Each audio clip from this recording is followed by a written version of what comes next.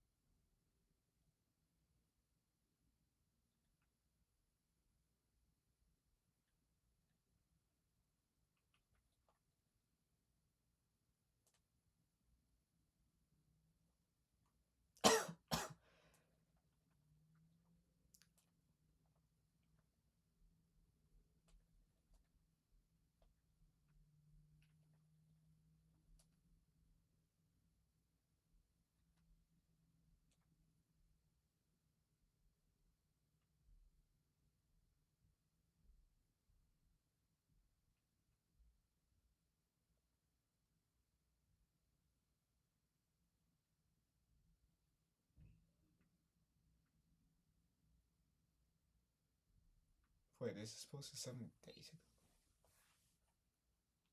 Hey, it's Marty. I saw you in the lobby yesterday. This is you? Yeah, the chosen one. It's a nice picture, right? I'll leave a ticket for you at the box office.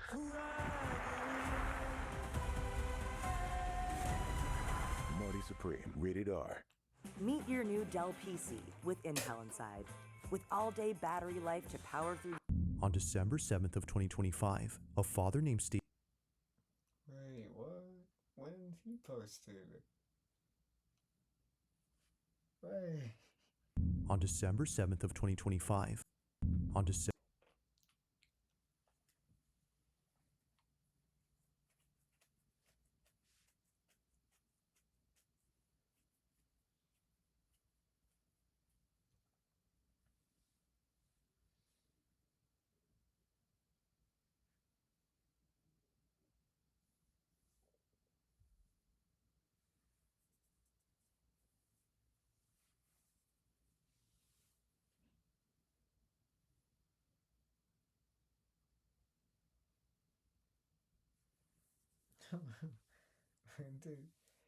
when did Bizarre post it?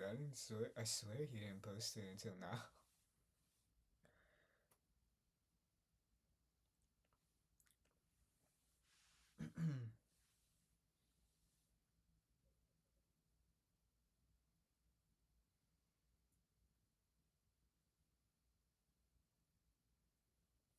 Well, that's rich. Let's wait for the people to come in. Come on, people. Come in. A sick man's in bed right now. Trying to watch some stuff read up.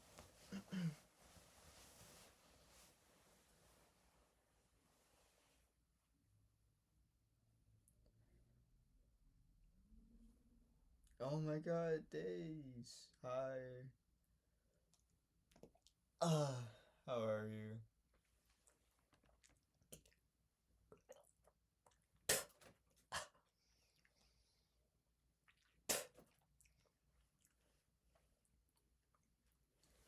How are you, Days?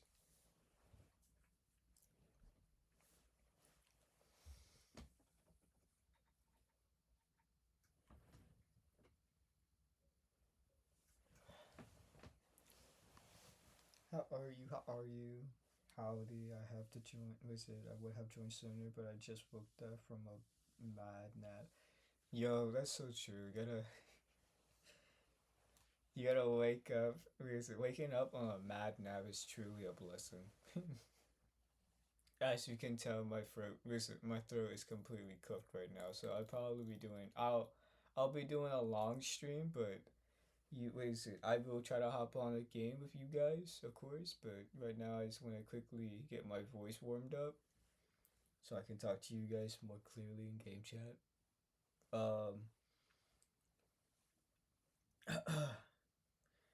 We'll be watching some horror videos. Of course, I still gonna. Hi, Guaza. I'll be trying my best to. Hi, Black. I'll be trying my best to get you guys up. Gonna get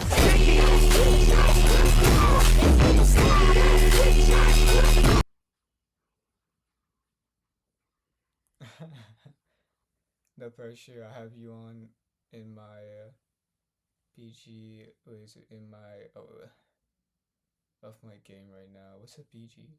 Background. Oh, background.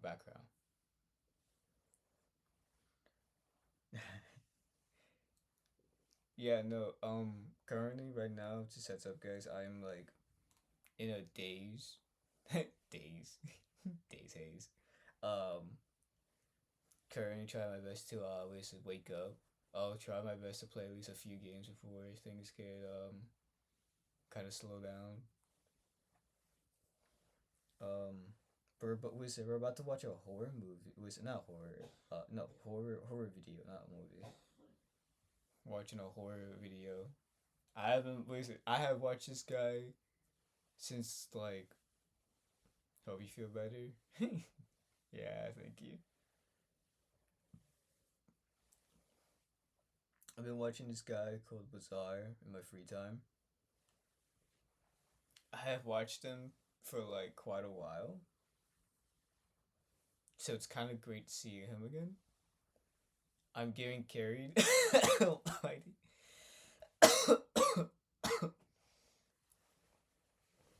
Bro's getting carried. I hope to see you guys in D3. I'll get there, guys. Don't worry. Currently stuck in Plat 2. No, Plat 1, I think. Yeah.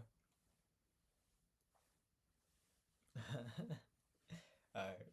Let's get the show on the road. So today we're watching one of his recent videos. We're gonna be watching compilation 110. You mean carrying me with these res? Dude, yeah, no. Almighty and his heals are crazy, bro. He's like for a guy playing Adam for the first time ever, bro, he is cooking. My man chefing.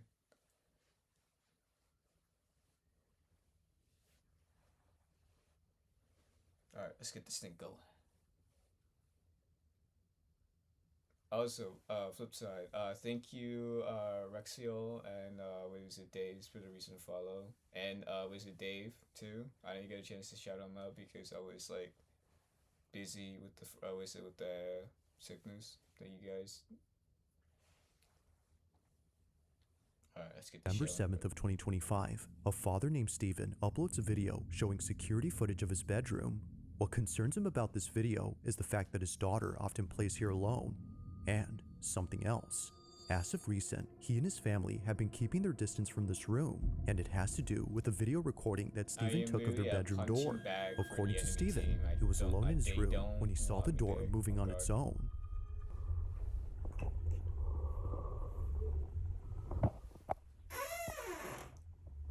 Oh, hell no.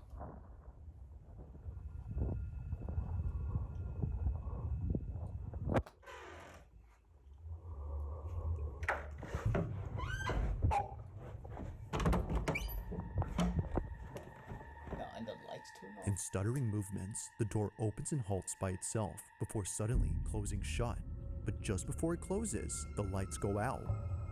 No.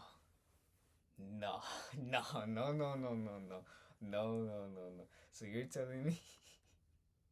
So the fact that the door's already opening is creepy enough, but if I saw the lights turn on, bro, I would have booked it. I would have already turned that. I would have turned that light switch on, ran out, closed the door, and you would never see me in the house again, bro. Oh hell nah. They said the lights turned off. Meanwhile, the door is open and closing, bro. That's like the only source of light coming through that doorway from the other hallway. Nah, bro. If the door locked himself and the light turned off, oh hell nah, bro. I would have broke that damn door. I don't care if I'm renting the house or I'm just like, or I actually own the house. That door is being broken either way.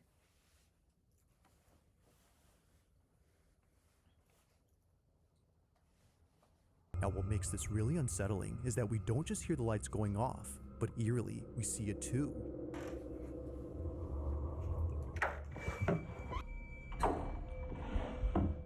It's the sudden flip of the switch followed by the closing door that makes Steven think this wasn't some random incident caused by a draft or anything like that, but rather by something else.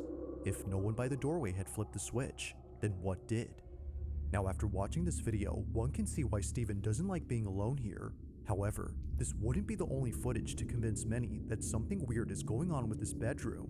In another video taken before this, Steven noticed something that he hadn't seen at first. One night, while Steven was playing with his daughter, he captures this. Okay. Are you sure? Yeah. Okay. Aww. That one hurt. Okay, you want me to make buckets now? Yeah. Let's do it. I'm gonna catch it. Oh, you want to catch it and then put it? Okay. Okay. Oh. Yeah. Yeah. I'm gonna catch it. Oh, you want to catch it and then put it? Okay. Okay. Oh. Bro. Yeah. Yeah. Yay! Yeah! Steven didn't notice it at first, but for a split second, one of the slats opens up before closing immediately. Nah. No. The kid's room? Are you crazy? The kid's room? No, that's not right. That's not right, bro. A kid's like, listen. There's two things in this world I feel like the ghosts have, which should have limits in.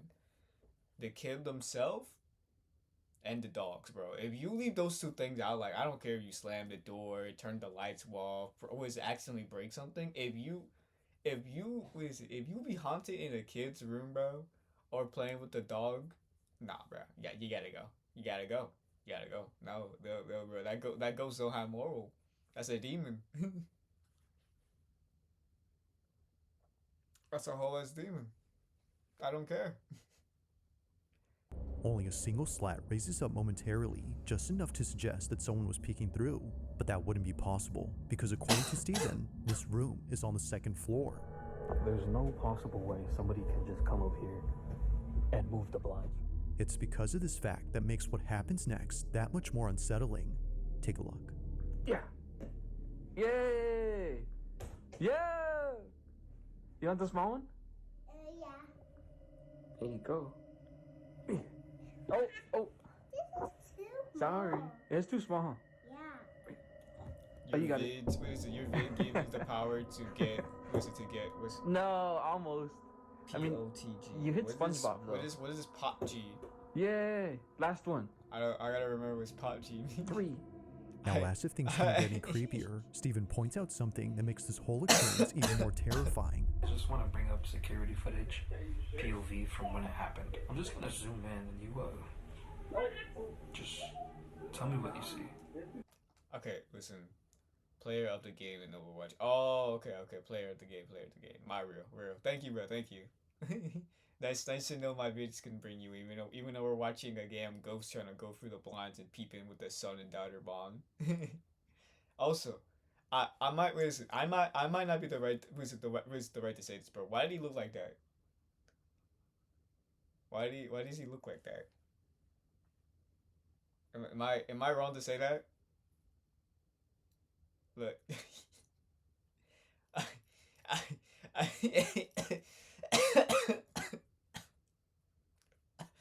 Am I wrong to say that? Is that the reason why the ghost be haunting you? Is because of your chopped looks, or I don't know. I might just be being rude for no reason.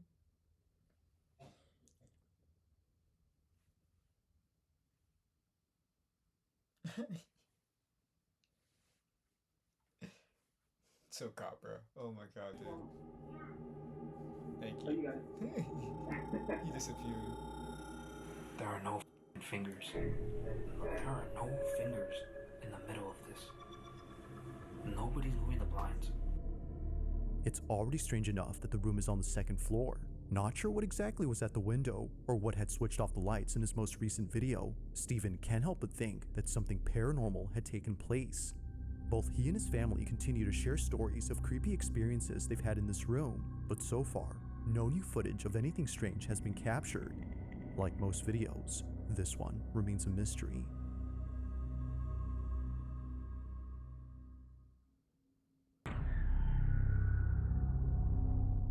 Now this next video comes from a restaurant that's based in Arizona, where apparently something strange was caught on camera inside its storage room. One night, as employees were serving up customers in the front, something downright creepy occurred in the back. It was only after Cameron, a staff member at the eatery, saw the footage and showed everyone else that less. Why is it like, okay, listen. If one of my coworkers named Karen, that almost sounds like Karen. I would be a little bit skeptical because it kind of sounds like he might be making it up. I don't know. It might be name based. y'all just ever had those people with those bad experience with only those specific people in your lifetime with like really bad names? Like it could be like a Samantha, a Jennifer. It could be like a Karen, for example, right? It's always with their first name. That beat, what is it? That beat making you have. I got res under the map. How the hell?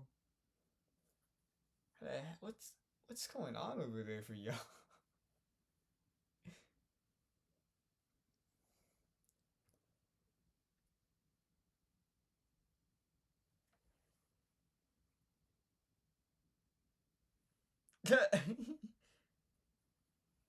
What is it? Wait, what?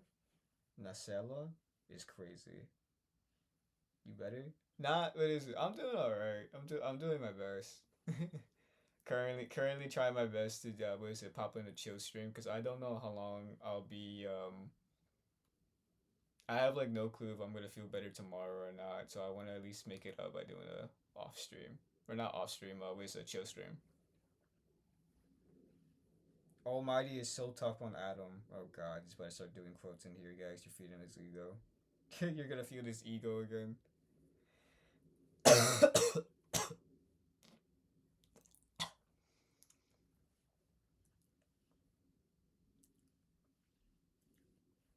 Hey Ricky, thank you for dropping by.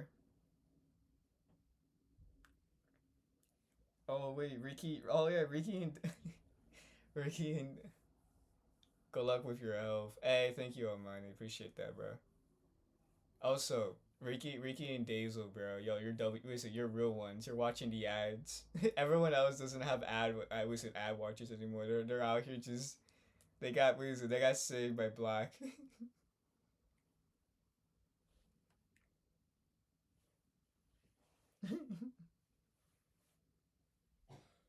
True real ones out here, guys.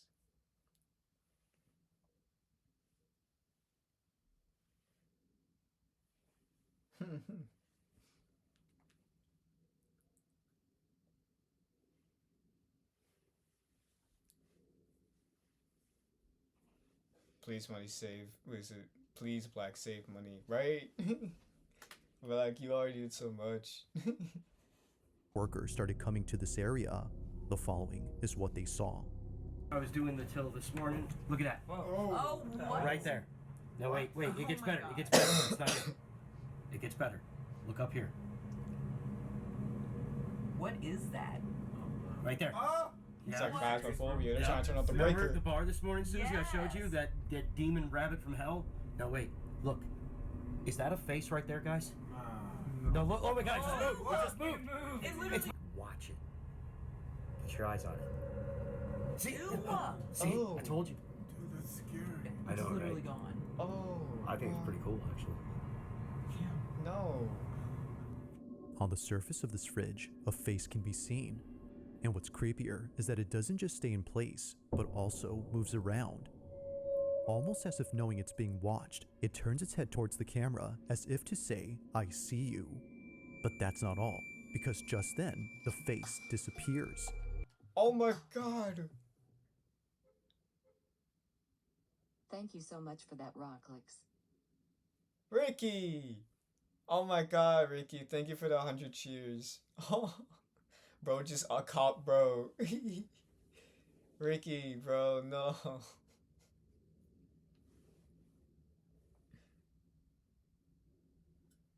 I'm broke now. Bro, you didn't have to do that. Bro, you should have just saved your money, bro. Thank you so much.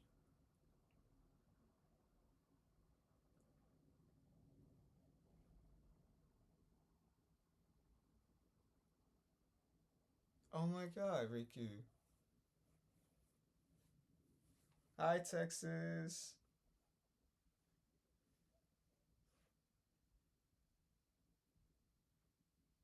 Howie. Yo, Ricky, bro, that's so real of you, man. You didn't have to do that.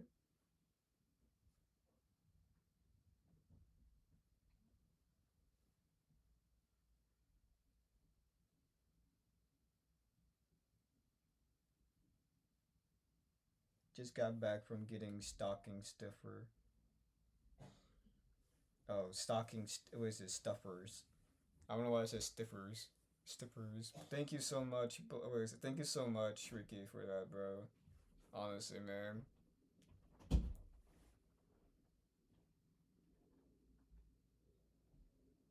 Wow, bro. You didn't have to do that, bro. No, be cool, bro. You're real. You're a real one, bro. Nah, dude. You and Black bro are too real for that. Texas. Quack. You sick? Yeah, I'm a little. Yeah. What is it? What is it? I told my I have a Discord Texas now, so I told all my peep that like I wouldn't be doing a launch stream, but I definitely will be making it up. I was supposed to do a 24-hour stream today, but then I screwed. But then I got sick really badly. So I was like, you know, let's just do a night stream. You saw Under the Weather, yeah. I'm cooked right now. But thank you for popping. Wizard, thank you. I hate Iron Man, real. I feel like everyone hates Iron Man. Tony Stark, he's just way too swaggerlicious, bro. He's like he's like I'm Oni, bro. Hold on.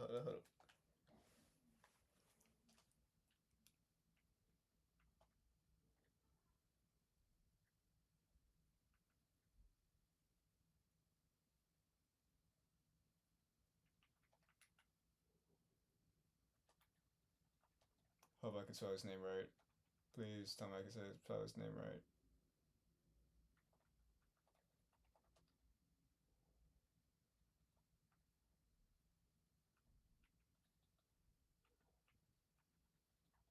Oh my god, please, brain work.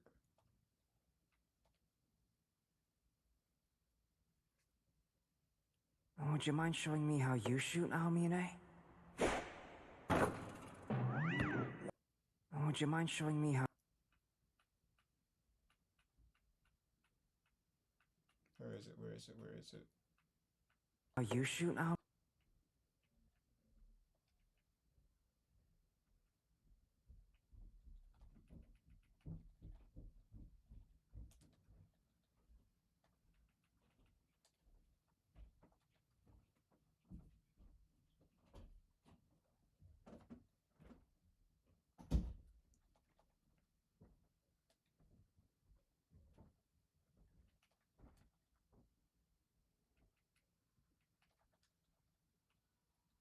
Oh my god, guys, I'm getting cooked out here.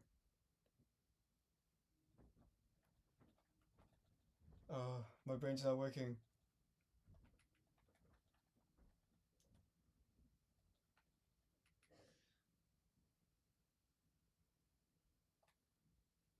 Layers of chocolate Oh and my God. peppermint delight. February? Ghirardelli Peppermint What? Bark makes the season bright. What you mean? It's February? Tetu. I'm not saying I think you were wrong, but I can't. These guys, they all freaking suck. And now it seems I'll never find what I'm looking for. The only one who can beat me is me. That's Tony Stark right there. Tony Stark is literally the same ego Suck. as Amoni. And now it seems I'll never find what I'm looking for. The only one who can beat me is me. This is Tony Stark right here, bro. Just put the caption Tony Stark character and then literally put every supporter. Oh no. Where did it? Yeah. On September 8th,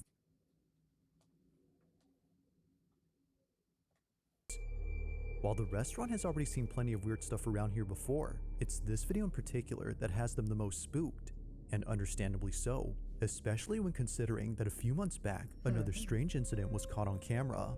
On this particular night, it was closing time at the restaurant when a staff member noticed the emergency exit at the back was left open. As he says, he was walking cautiously towards the exit door when he felt a sudden tap on his shoulder.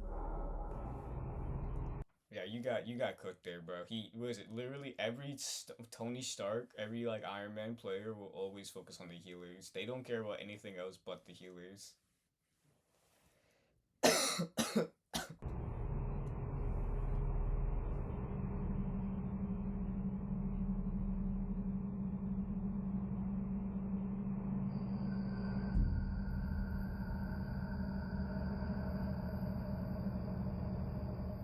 Seeing no one else around, it makes no sense for this to have appeared. To the worker, this had to be the thing, or perhaps the hand that touched his shoulder. The quality of the footage makes it hard to tell, but there's no denying that something appears close to his neck before it goes away. Whatever it was, he felt it. Now the employees who've seen this cannot figure out what this was. Cameron, who shared this video, thinks there's no other explanation except for the restaurant being haunted. There have been more than a few times where something unexplainable occurred here, but despite these two videos and all the others, it's the following footage he shares that I think is perhaps the freakiest. It was late at night when a staff member began to record the fridge inside the storage room. According to him, he thought he saw someone's reflection in the fridge as if somebody was standing just out of view. But what's odd is that no one was in the back. Take a look.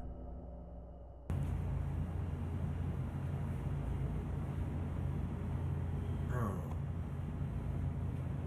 Am I tripping?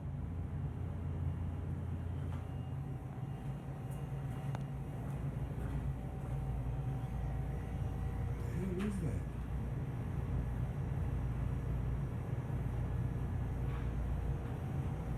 Nah, man. Nah, bro. What the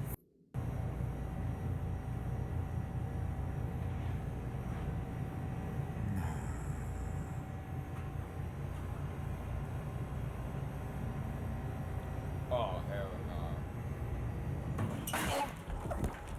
Nah, that's real. Nah, that's real. So While real, looking bro. at something that frankly might be due to pareidolia, this happens. A broken locker door swings open all the way. That thing's broken? Nah, that ghost got beef with that locker.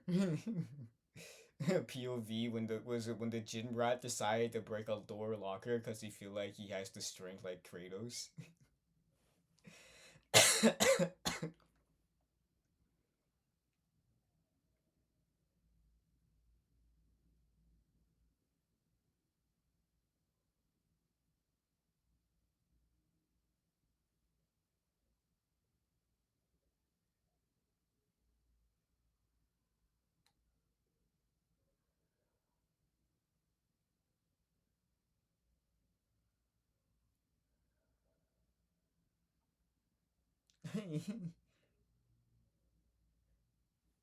You guys, visit. You guys are so listen. There's so many of you guys here. Thank you all for joining up on the live stream so much.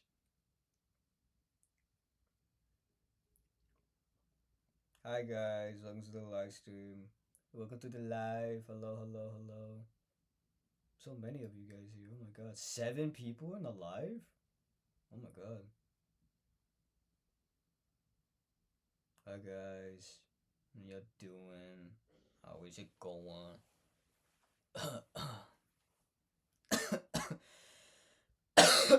I'm farming points? Oh god. You're farming, bro, dude.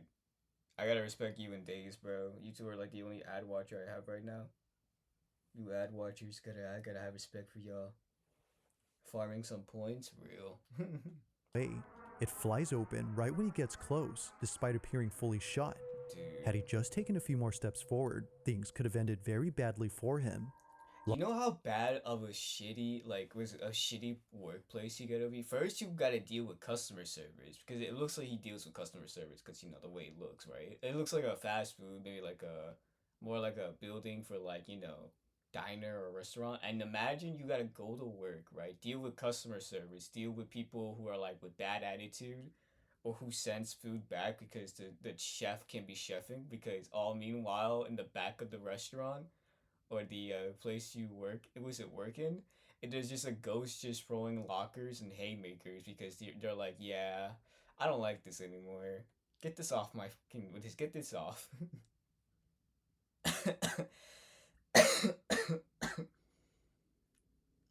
That would be chopped. Luckily, that doesn't happen. But still, even with no injuries sustained, the scare itself left an impact. It is weird that he thought he saw a face in the fridge, but again, it could have just been pareidolia. Yet seeing the video before where a face appears, which happens to be on the same fridge, makes you wonder if he actually saw something before. Perhaps, like the rest of the video seemed to show, it's not the whole restaurant that's haunted. Maybe it's just the kitchen area. But whether haunted or not, I'll let you come up with your own conclusions. It got a sub. Just what exactly is going on at this restaurant?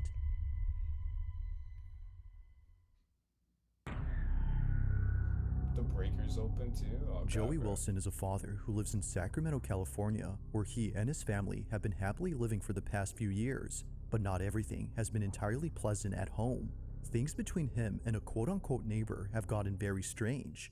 According to Joey, there's an old lady who keeps peeking at him through his bushes in the backyard. The bushes? She often appears in this area. The old lady's a bush camper. She's playing Fortnite RRL. She watched one YouTube video of her son and daughter playing Fortnite. Or like, yeah, let me lock in.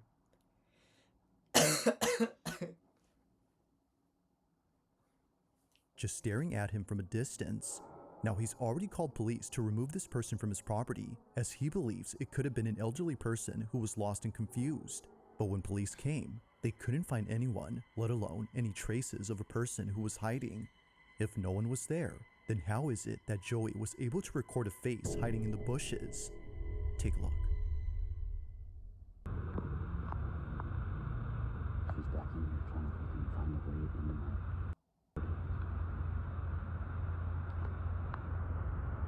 Where's the face? Look at that face. Oh my god. Where's the face? It's right. Dude, how scary is that? Oh my It's just, god, dude. wait.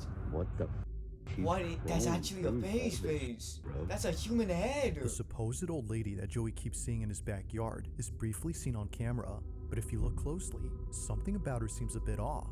It's the way she appears that might be the reason why so many think this wasn't a stranger, but instead, something else. hell no. Whether it's the pale complexion or the unnatural movement of this figure, Joey has found it necessary to build a fence in front of the bushes where it keeps showing up. But even with the barrier set up, the visitations haven't stopped. Because recently, in a photo that Joey snapped, what looks like an arm can be seen resting on a branch where the old lady was spotted. Now apparently, some say that a face can also be seen here, but personally, I don't really see anything else. While it could just be a case of pareidolia, there's no way that the same can be said about this video. Clearly, something is moving, and as Joey and many others think, something about it just didn't feel right. Perhaps. The fact that he's just staring at it and pointing at it like it's some regular mundane task scares me, because I'm like, what else? Because like he's pointing at it while the thing is moving up and down. Imagine that thing comes out of the bush and starts chasing. What are you gonna do then? You're gonna run and tail? I was gonna hightail it, and no, listen, it's a ghost. It's gonna go through the bushes. Oh hell no! This is why I can never go outside, bro. This shit is chopped. I'm cooked. I'm cooked. Nightmare fuel would be the best way to describe what was captured. Where's her eyes? Oh my god, it got no eyes. Yo, it got no eyes. Oh hell no, bro. No, it really got no eyes. Where the eye sockets at? Where the eyeballs? Nah.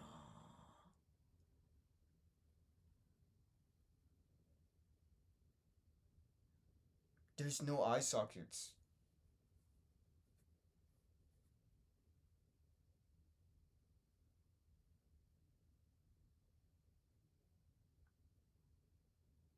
Oh my god, there's no eye socket. You can visibly see its like head, but there's no eyes. There's like no. Oh my. So for Mom, I was thinking. I Oh thought my she didn't God. want anything. Well, like when she says she doesn't want any fries. And she stole her fries. Exactly. What if we get her the new iPhone 17 Pro at AT&T? We can get their best Why deal am I without needing getting? the most Why am I expensive getting plan. ads for a Good call. phone? And you know, she loves her selfies.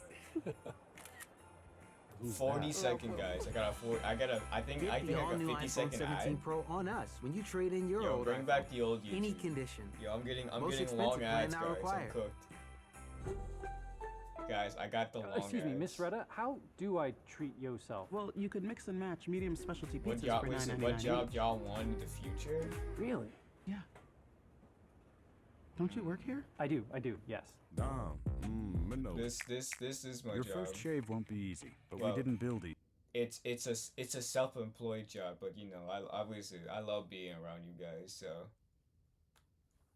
I wanna be a content creator or a streamer, and just like get big and talk to y'all and build like a community of just weirdos and fun times.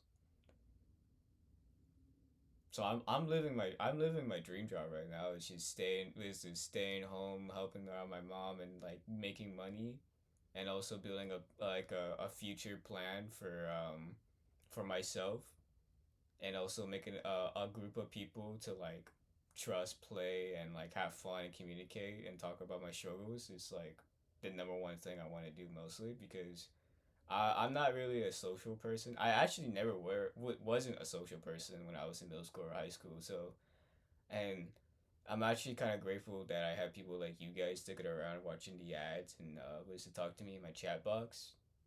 So if anything, thank you guys for making my dream come true. What about the others? What about you guys? What's your jobs?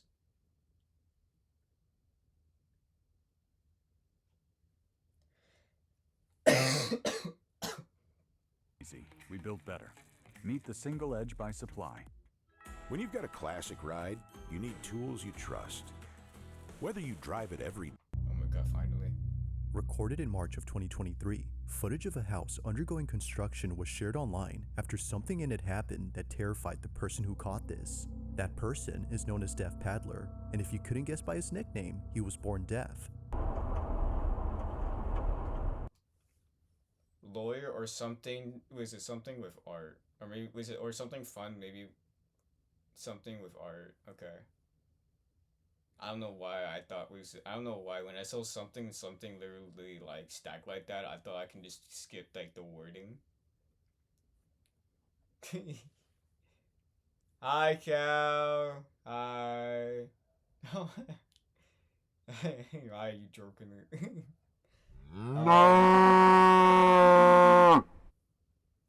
Just the blurts. Please tell me the blurts are playing.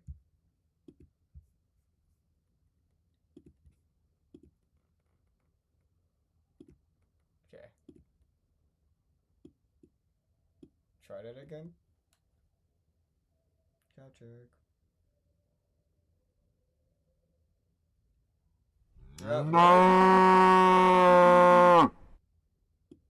I'm sorry to hear that.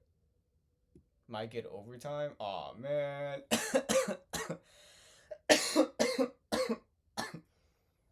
Not good. Also, almighty, bro. A lawyer, what is it? You already been there for 38 hours? Bro, what? At least you're getting paid for overtime. Almighty, bro. Lawyer sounds fun. Actually, one of the members in the community, they literally talk about literally working for their lawyer, which is the lawyer license. If you want to ask them for that, then you can ask them for that. Second, art is pretty fun, dude. I hope you become a famous artist or modern artist. Bro, for the week, it's not a day. Oh right. My brain. I'm sorry. when you said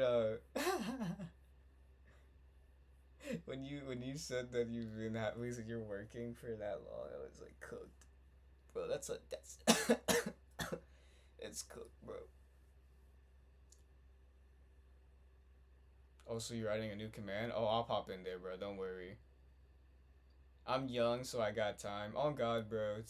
Enjoy your life, bro. Because honestly, living as an introvert's gonna be such a pain in the ass in the future.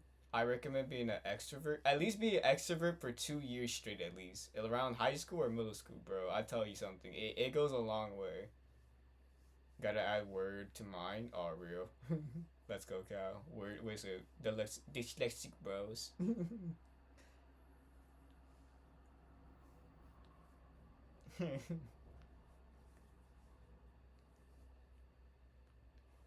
Currently, we're watching some scary videos to keep my brain sane. Not doing too well, as you can clearly tell.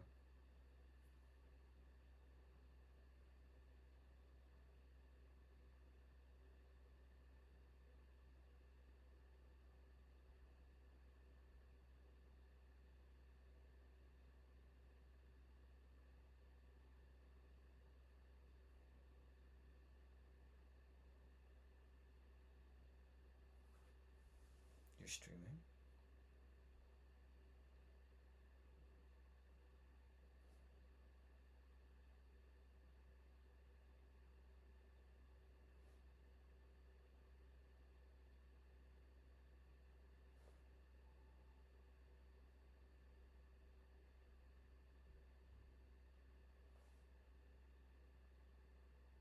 Oh, Barca's streaming too? That's great. I haven't seen. Wait, is it? I'll be here, but I'm mostly hopping between Barca's stream. I didn't know Barca's streaming. Oh man, I didn't get a notification. What's up?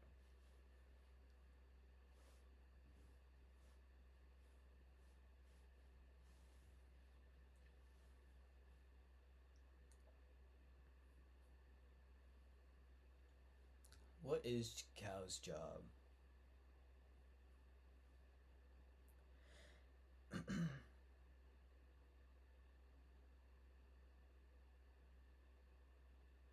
Oh, now I got the notification. Oh, Mushy's live too. What the hell? How many peeps are going live today? I think Cal already dipped. Oh my, I think Cal dipped already.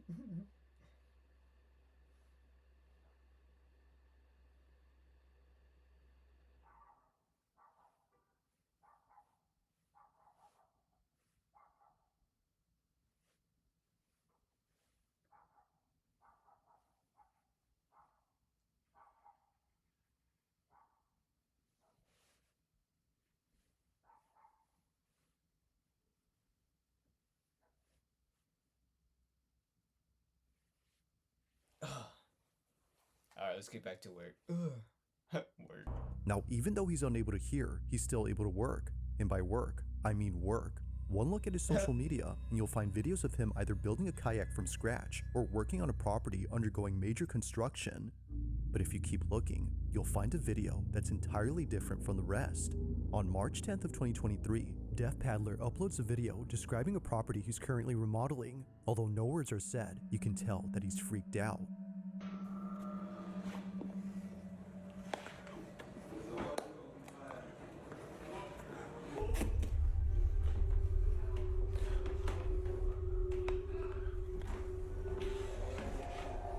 Now Def Paddler goes on to show the rest of the house, but it's while doing so that things get very strange. Remember, he's deaf this too, is guys. what he caught.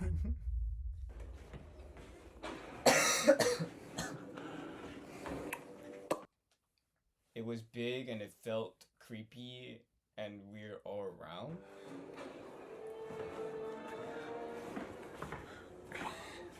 I followed downstairs to the basement.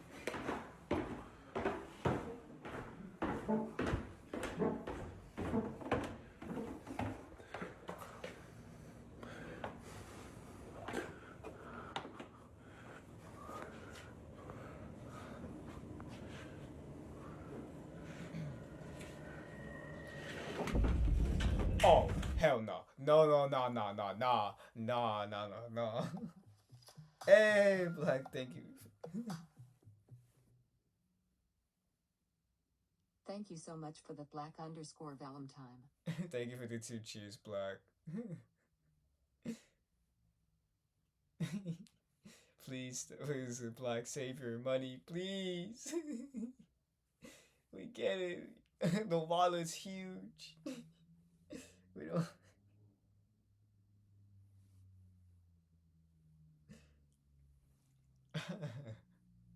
Also, um,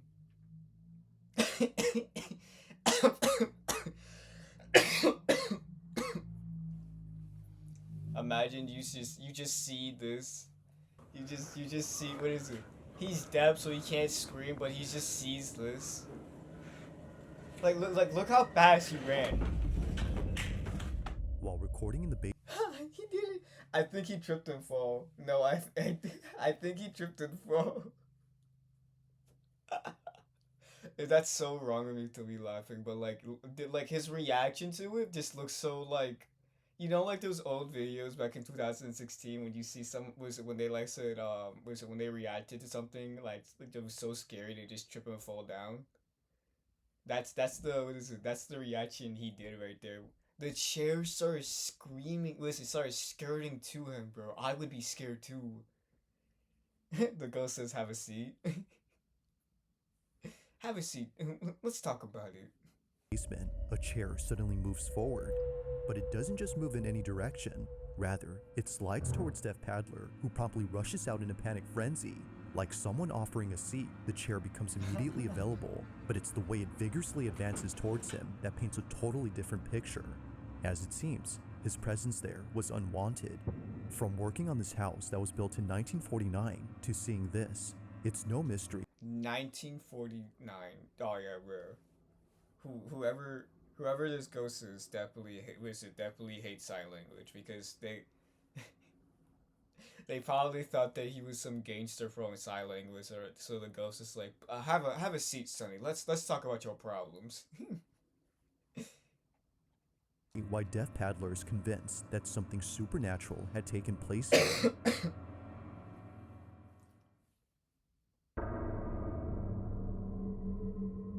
Now, there are plenty of videos where pareidolia seems to explain the supposed paranormal thing we see from a distance, but every so often, that explanation doesn't quite hold up. Oh. On December 6th of 2025, a strange video was posted by a man who thought he was just seeing things. It was shared on his social account, which primarily consists of places that he's traveled and family videos. This clip, however, is neither of those. Molina says that he took this video way back when he was waiting inside a hospital. As he was waiting, he heard a loud noise come from outside. He thought it was a car that was parked out front, so he takes a closer look. Where have you been? Twin, where have you been? Checking in. I just work here. Hey, Black. Black, thank you so much for the 2 cheers. I don't know if you heard me say that enough. Hi, Black.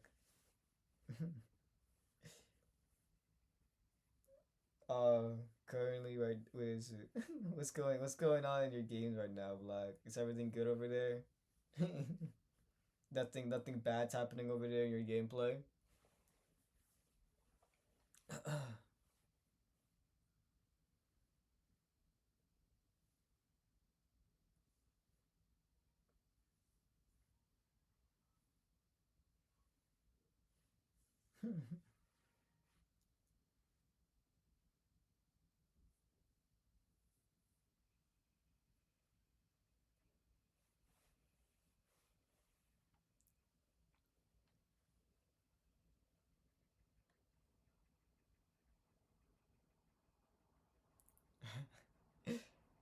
I hope nothing's going too bad in Mario Rivals. Honestly, what is it? Soon, I think I might be hopping. Soon I'll probably be hopping on. What is it? Overwatch. I want to get back on the grind with Overwatch. Mario Rivals, I feel like I've been playing too much. I think I can do like 2 games of Mario Rivals, but I definitely can't play a bunch of games on Overwatch because I feel like Mario Rivals just, it's too much to handle right now, and especially the last 2 matches we had. Oh yeah, oh yeah. It's time to have a breather from that game.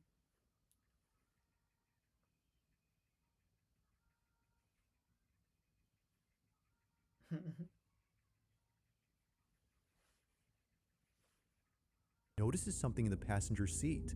But that's strange, because as it seems, this vehicle has been abandoned for quite some time. Watch closely. Estamos en este momento en el microhospital, escuchamos un golpe y nos dimos vuelta porque dijimos, bueno, ¿quién está entrando? Cuestión de que no hay nadie atrás nuestro. Y miramos dentro del auto y dijimos, oh, pues el auto... ¿Qué mierda es? Oh, what the fuck? Lo peor de todo es que no queremos salir. O sea, no... Un miedo, la puta madre. I don't know why. Hearing the reactions of like Spanish people are like completely different to Americans and like EU. Like they're scared, but like their voices doesn't speak at the same volume of scaredness. They're like, man, why gotta happen to me of all days? Like, come on, puta madre. I still think of that evil Squirrel Girl, right? Squirrel Girl was it every time, no matter what game I'm playing, clip match, what is it, practice mode, comp. There's always a Squirrel Girl that gets in my matches, bro, and just ruins the fun. It could be my teammates, it could be like my my enemies, but there's always a Squirrel Girl that just be ruining the fun. Oh my god.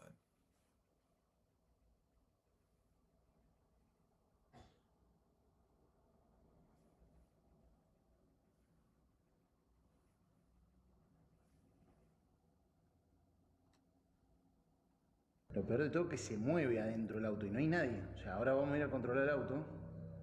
Look Pero at parece como that. si fuese un reflejo.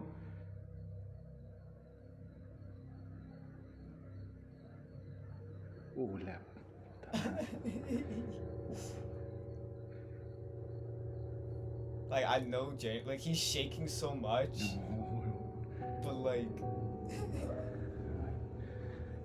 sorry guys, that's me. What are you doing in the car of a random Hispanic? Que no es mentira. Mamá, la piel de gallina, hermano. Piel de gallina. Look at him, he's cagazo. Crappy. Nadie.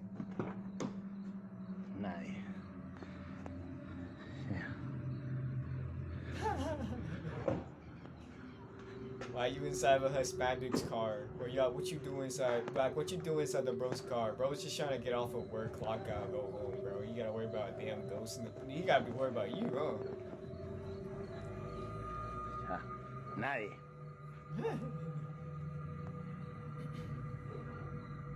Huh, even the dog's outside, like, what's going on? Un montón. That's too much. Es un montón. Mierda. He was like Spider-Man. He was a Spider-Man blaming supports after going 3 to 17. So I had to get my revenge. Oh.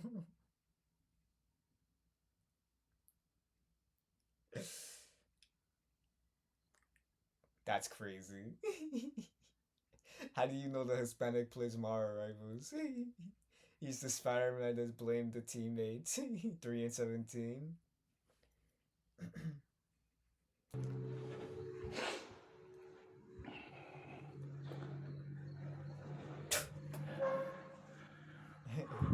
and then he sits down and then, oh my god, it's back. Black is back. Look at him. Y encima nos mira la puta que te parió.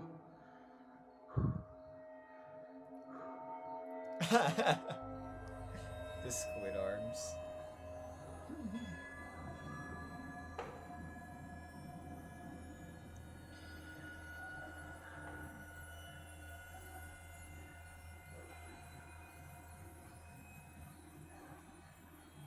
No, chabón. No. Let's fucking go. So... Hi, Chaos. I didn't. Dude, you play the. Hi, Chaos. Hi, bro. How was your? How was it? How was Kansas? How was the long trip to? What is it? To Oklahoma.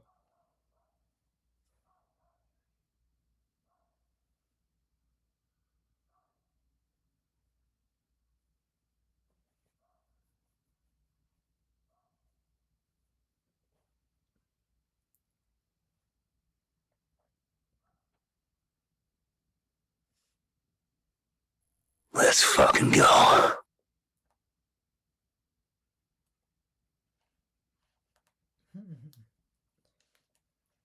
It was alright. Slept for 20. Was it slept for 12 hours once I reached my destination? Real. Real.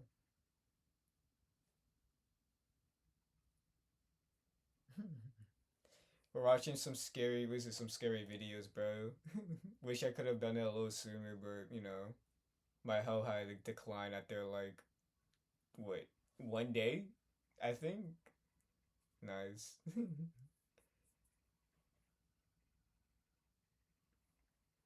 As you can clearly see, we have a bunch of people in the chat room right now. Some of them are just watching me as background noise or tapping me up. The other, listen, Guaza, Black, and Almighty are like the yappers here right now. Apparently, Barca and Mushy are currently live right now, which is weird to say.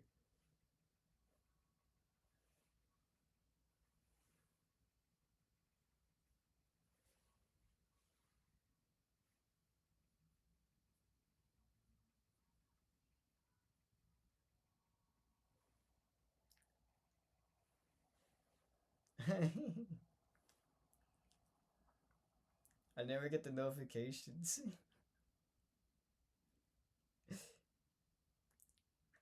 There's like so many streamers up tonight. I was it.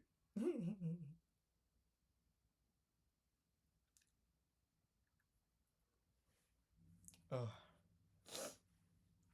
Anyways, back to what I was saying, bro. Have y'all like what is it? I don't know why listening to other people like other foreigners gets like dealing with ghosts or like monsters. They have like different reaction because American they'll be like cursing, running away. A Hispanic person will just book it, but also be cursing like he's having the time of his life in a fiesta. It's funny, right? Perhaps thinking that someone was messing with him, he takes a closer look at the vehicle, but as he checks all around, he finds no one. If anyone was pulling a prank on him, the backseat would have been a convenient space to hide in. Yet, as we see, the space is clear. So understandably, Molina walks away, now feeling more scared. He takes another look, and out of nowhere, the face shows up again, only this time more terrifying than before. Freaked out, Molina ends the recording and shares the video on his page. It's the only recent video on there, which for some reason doesn't have much info or any context. But with or without it, this video is still pretty creepy. As with all videos, let me know your thoughts on this one. See, this is why you would never see me working in a hospital. You know how crazy that would be, working in a hospital and all you see is just a crazy ass like face of a ghost just literally popping in and out of your car, like trying to say, wait, is it trying to give me a free ride real quick? Gotta go to McDonald's real quick, bro, before I go to the afterlife.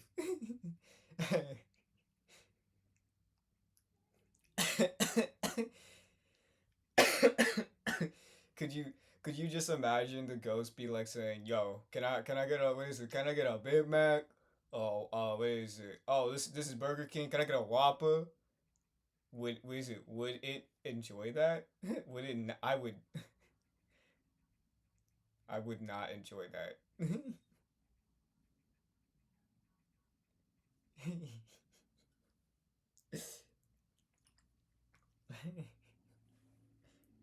Would be cooked. I would be slobbering my words, bro. I don't know. Me personally, I never had a true ghost experience in my entire like 19 years. Like I never actually for once dealt with a ghost in person. So like I'm not really I would say I'm skeptical, but like I'm not a non-believer. Because I feel like there is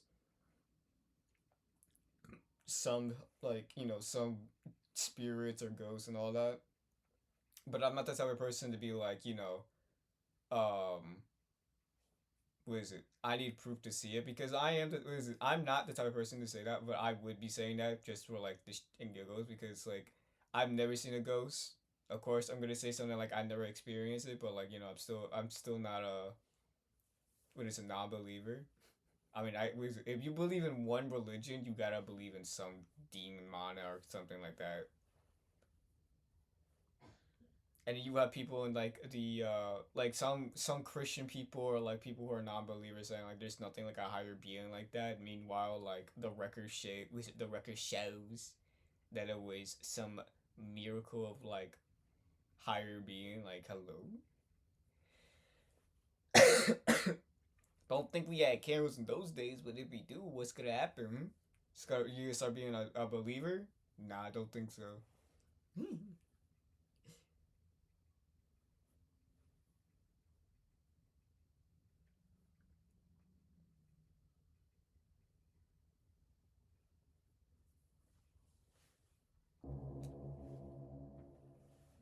If you caught something creepy on camera, or if there's any ghost videos you'd like me to check out and include in the next compilation, you can send them over to scaryvideos444@gmail.com.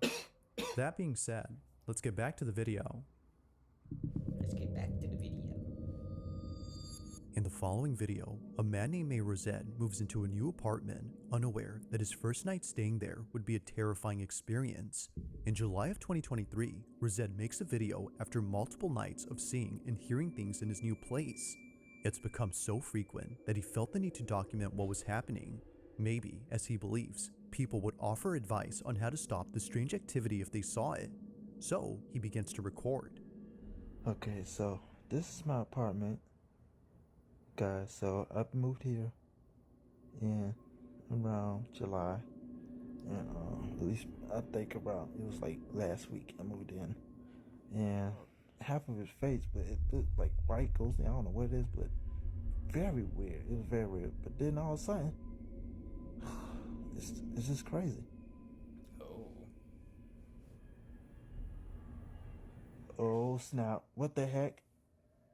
What the heck?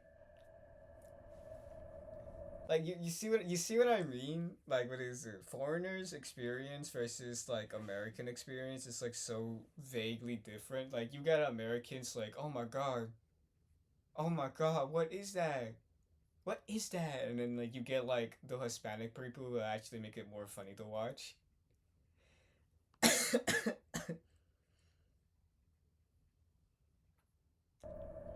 Hello?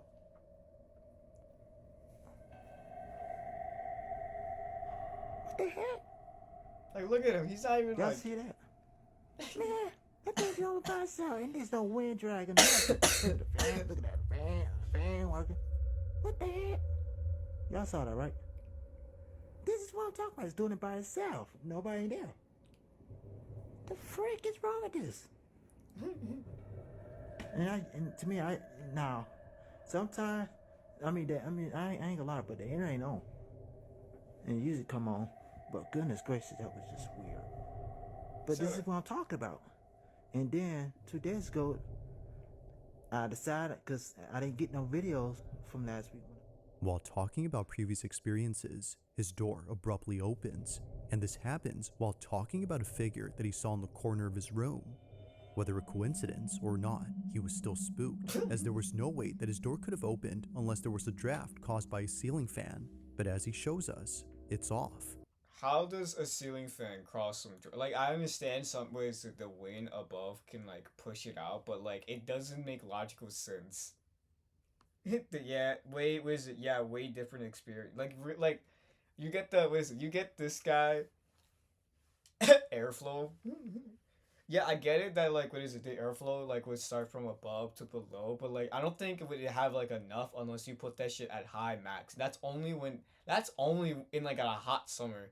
My old fan used to my old fan used to be able to do that. Okay, well maybe I just have some shitty ass fan, but like but like that's the thing. Listen, there's some fans out there like ceiling fans that be crazy enough to push it, but like I don't believe this ceiling fan has like the capacity to like push the door wide open.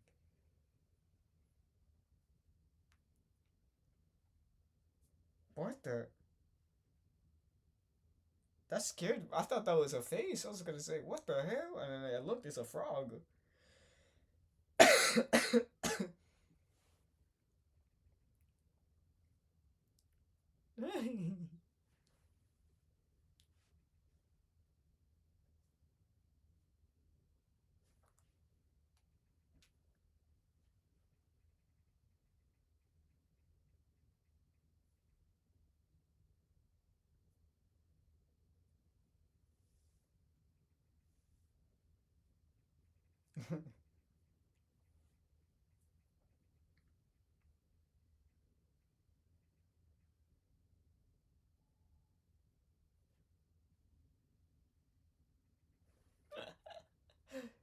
That frog face looks so devious. While it could be the case that he actually caught something paranormal, it's still not strong enough to support his claims that his place is extremely haunted as he says it is. But one night, he captures this. After setting up a camera pointing at his hallway, Rosette records something overnight that completely shakes him up. Suffice to say, staying here was no longer an option for him. Take a look. Take a look.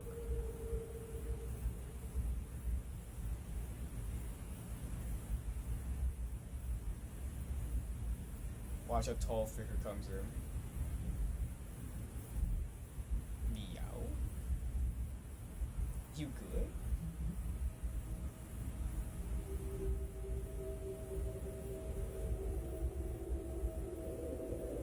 There's a white dot in the corner. Now it's hard to see at first, but if you look closely, you can see something moving in the dark.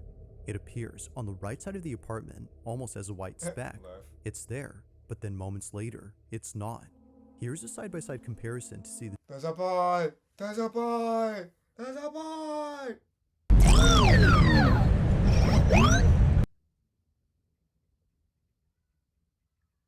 Time him out.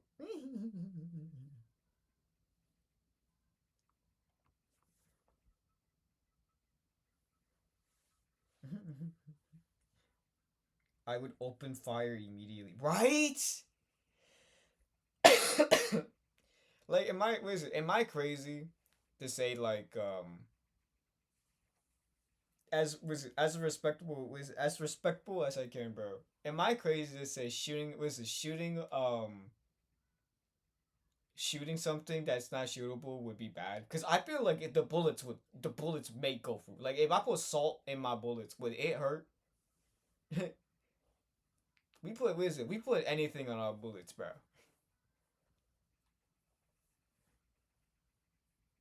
What did the ghost do? Haunt my place. Exist.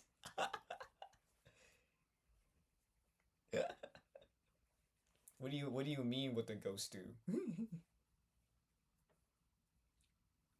do? Ghosts be haunting my shit. Black.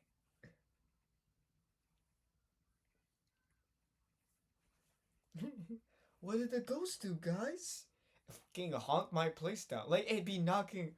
The doors would be open. I'll be pulling up like I'll be pulling up like the Punisher ult, clearing any ghosts. Oh my god, bro.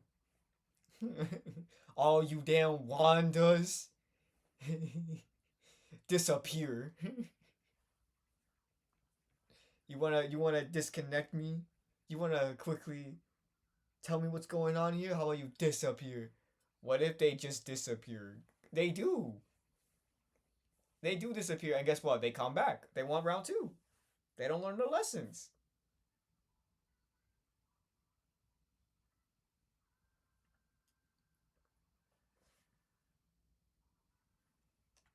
difference.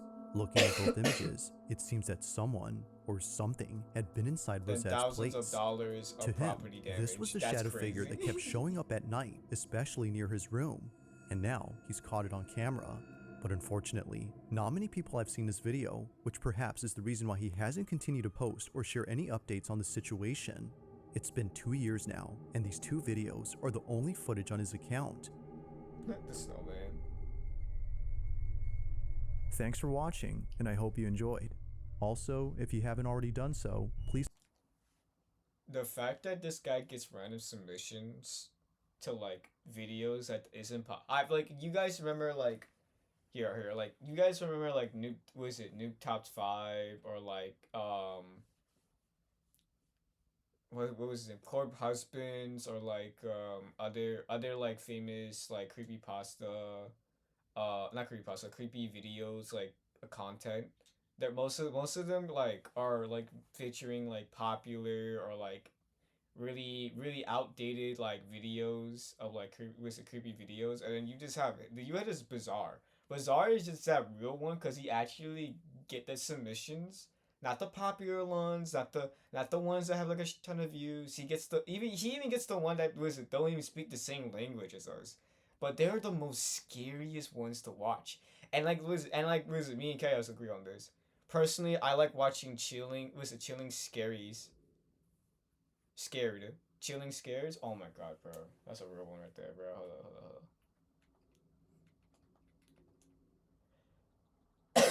on. Honestly, bro, this guy is real.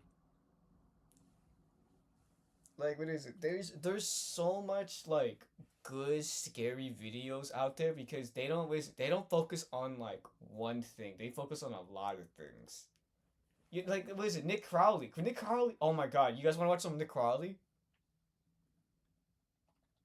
I heard he post on a new video. Hold up.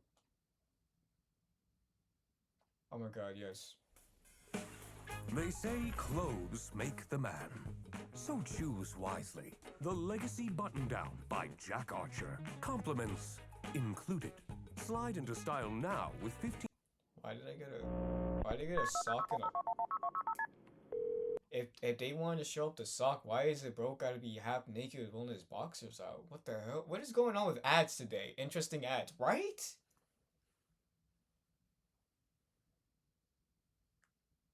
Bro just letting that thing fly. He's letting everything air out. He said dirty laundry, got it.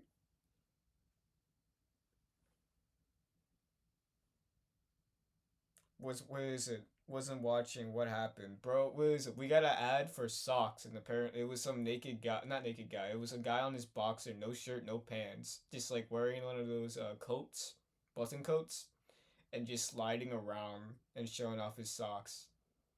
I thought it was an ad for boxer, bro. Freaky ad, right? Now don't get me started with Temu. Y'all be pulling up on Temu on on Twitch or on YouTube? What does that have to do with what to do with socks? I don't know. I'm gonna be honest with you, I don't know. It just showed a naked guy in his boxers sliding around with his like socks. No shirt, no pants, just sliding around with a sock. Only wearing socks and the boxers, bro. I don't know what the hell's going on.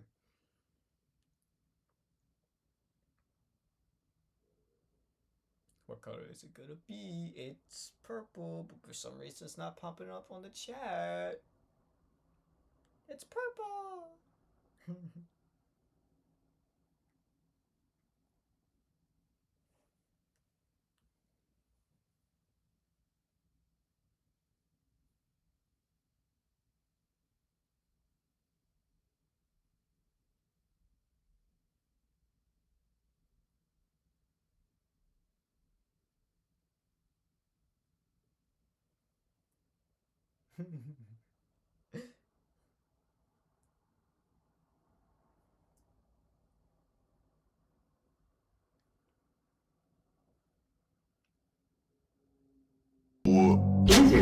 Headshot.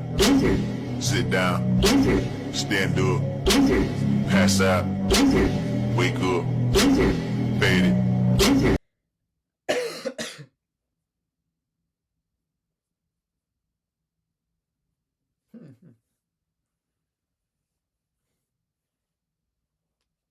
I don't know this. Where is it, guys? Quick question: the Bloods are playing for you, right?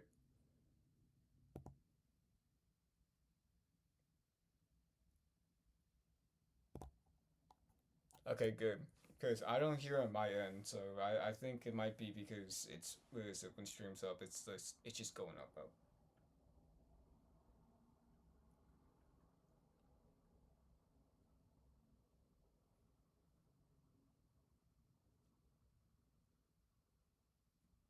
Ah, days. Days. How is it? How is Agile doing for you?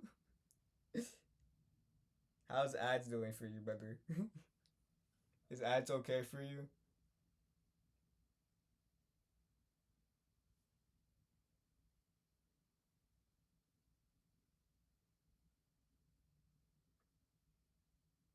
It's all good. You're a real one. You're a trooper.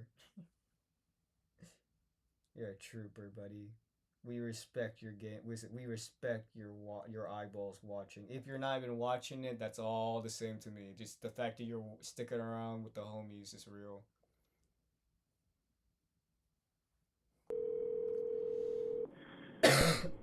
Now one location of your emergency. Make that money, brother. Oh my god, you're so real for that, bro. Actually, matter of fact, if Black didn't gifted like half the people subs, I wouldn't probably made so much money. But what is it? I would have made at least a decent amount of money from just all of you guys sticking around watching the ad.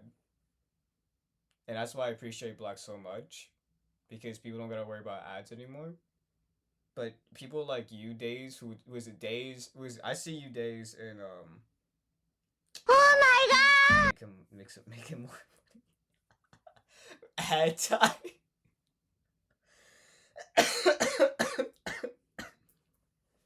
You guys. How do you Chaos, you did that to Solo Wolo too? Oh well. It's ad time. I'll make it short. 30 seconds, let's go. Please, stick around. Stick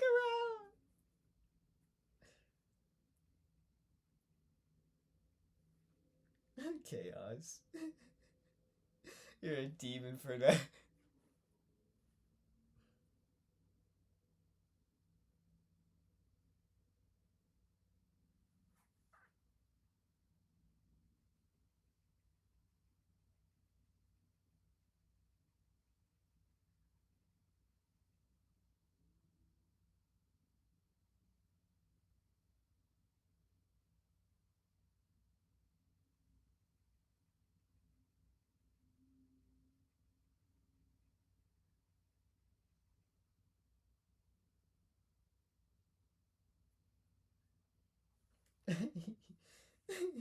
Letting you out the basement was a mistake. Now get back in there now.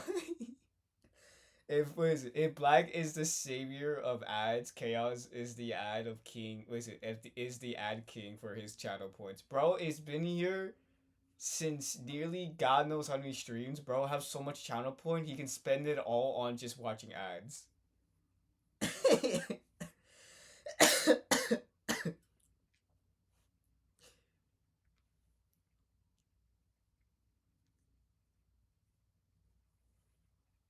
8K points?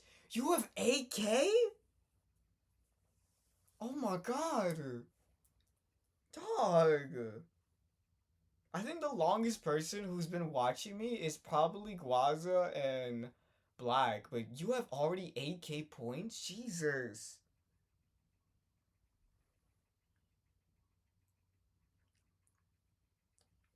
Yo, where is it? You guys are monsters. Okay, what's going on? Alright, this is what's happened. It's the 7th of November, 2014. 45-year-old Joseph Parker dials 911 at 2:45 in the morning to report an urgent incident that had taken place inside his home in Springville, Tennessee. An incident that had been solely his own doing. I've been married 12 years. On the 4th, which would have been 2 nights ago at 4 a.m., I shot my wife.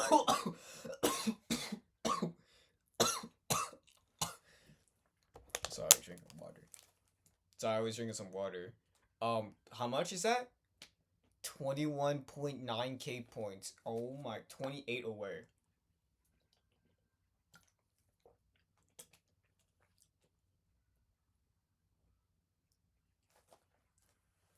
You're 28.9k. Oh my god, Black.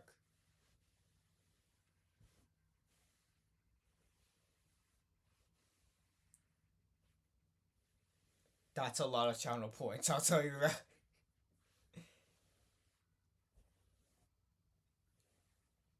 $28?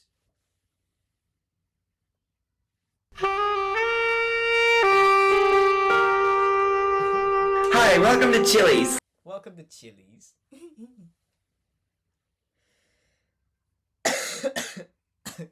I think Black's gonna like that so much. I made it one channel point so the people who I like comes in and just like wanna like give like not even like text, just like blurb. They could just do that.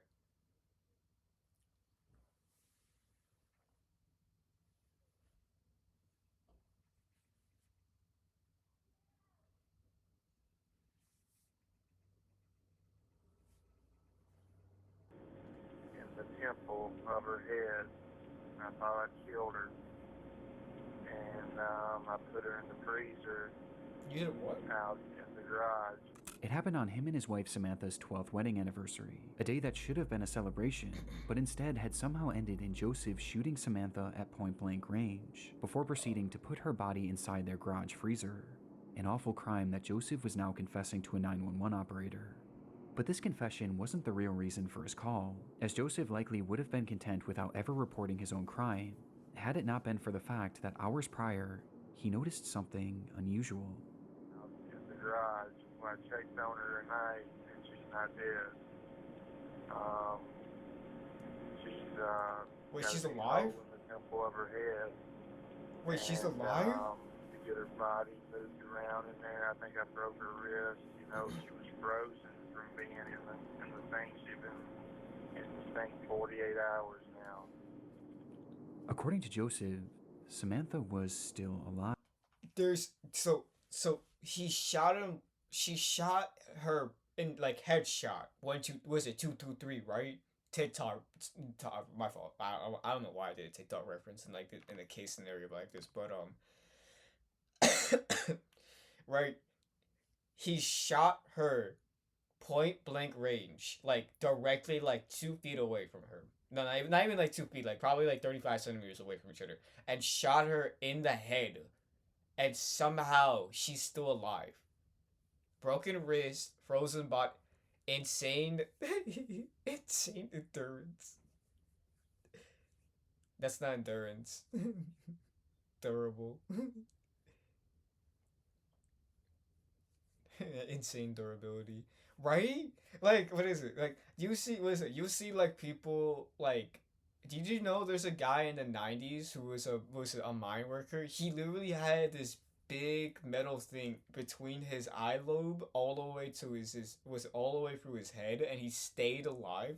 The fact that she could survive a shot and blew up like half her brain, was it her head off? Like, she's missing like the description, the way he described it literally sounds like half her like top body is like top of her head's like missing, and the fact that she's still squirming around is crazy. Despite having a large hole in her head and spending so long in their freezer that she was seemingly frozen solid, when he checked on her that morning, he realized that she wasn't actually dead and was even still conscious. The scenario Joseph was describing should have been impossible, with it being so outlandish that Joseph felt the need to tell the operator that this wasn't a prank. This is no prank call. I need somebody to get out there and help her out. But I promise you this is a legit call, and I need somebody to get out there and help her, because I still love her. It's hard to believe that after that, you know, but I love her. I still love her. You know, I've loved her every day I've been married to her. She's had a rough stretch here. He was being serious, and all he wanted to do now was get Samantha help, as he claimed to still love her despite everything he had done, Right. and help couldn't come quickly enough. As Joseph went into greater detail about just how bad Samantha's condition was, and how he was able to determine she was alive in the first Right. He loved her so much that she blew up like half her brain away from just a small holy lies.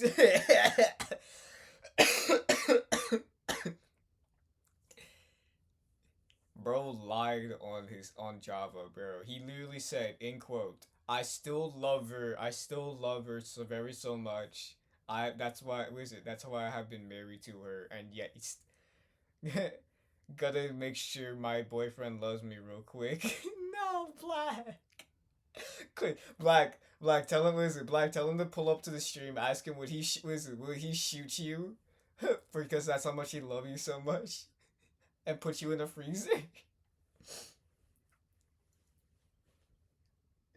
No, that's not real. Oh my god, no. The fact that he's just he's watching with me. Yo, hi Black. Hi Black's boyfriend. Quick question. Will you shoot your would you shoot your what is it? Would you shoot Black in the head and put her in the freezer and forget about her until the next day and check up on her?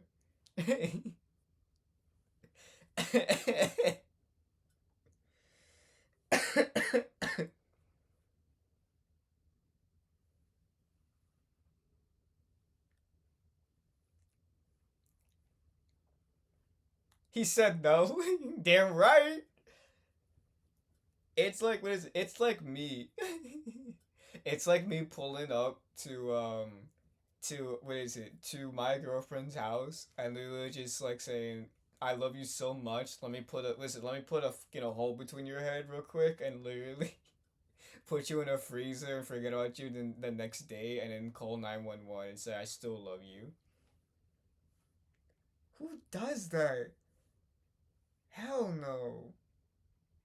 No. That's so.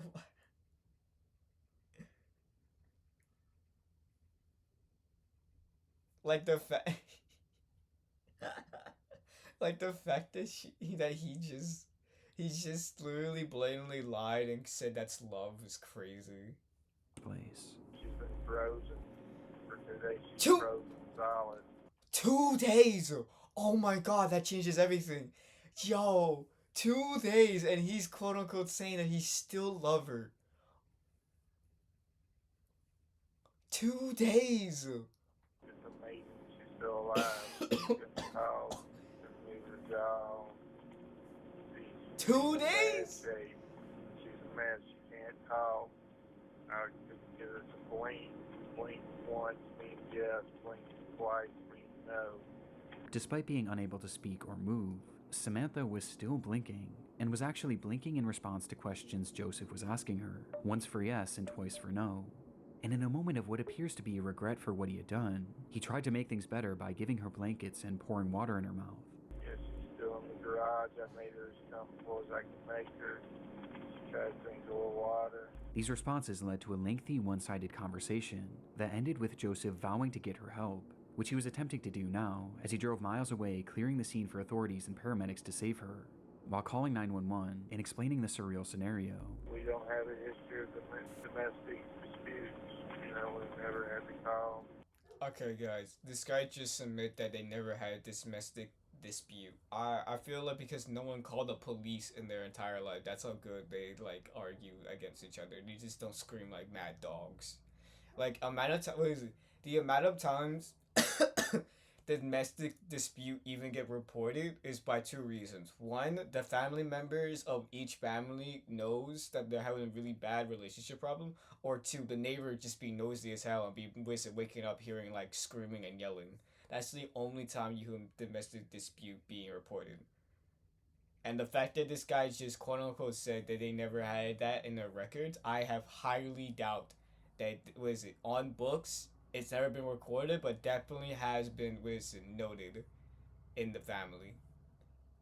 Sleeping up, we just had a real bad night a couple nights ago. Just waving the gun around.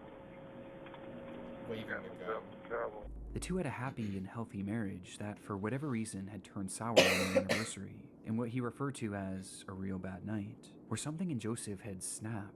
But despite admitting to the murder, he made it clear that he had no intention of going to prison. He just wanted to make sure that Samantha was saved.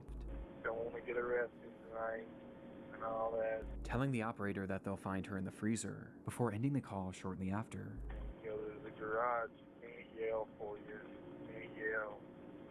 But you go to the garage, and that's where you'll see her once you get to the garage. Sure enough, when authorities entered Joseph and Samantha's home and ventured into the garage, they would see Samantha's red hair flowing out from the side of the freezer, and inside, they would find Samantha herself, frozen completely solid with a gunshot wound to her head, in the same exact manner that Joseph had described. But other than this, it was clear that Joseph's retelling of events was flawed to say the least, as Samantha hadn't just been placed inside the freezer. she had been jammed inside of it, as if he was desperate to get her to fit inside. So much so that he actually sawed off her left leg, along. And you guys gotta remember, she like half her brain's already missing. Like half her brain is missing, and then he's like, "Yo, let me just shove." God, your leg is so. You know what? Don't I have that saw in that one garage? Ah, there it is. Now let me just cut that up for you real quick, sweetie. Like he really just said. He sawed off her leg just to get her in a fucking freezer. Bro. And then he claims that he loves her. That's not real.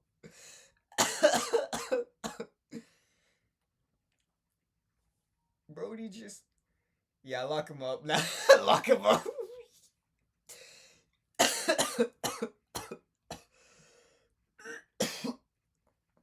He just admit that he's just sawing off her leg for the fun of it. There's like what is it? His voice doesn't even like compute how bad it is.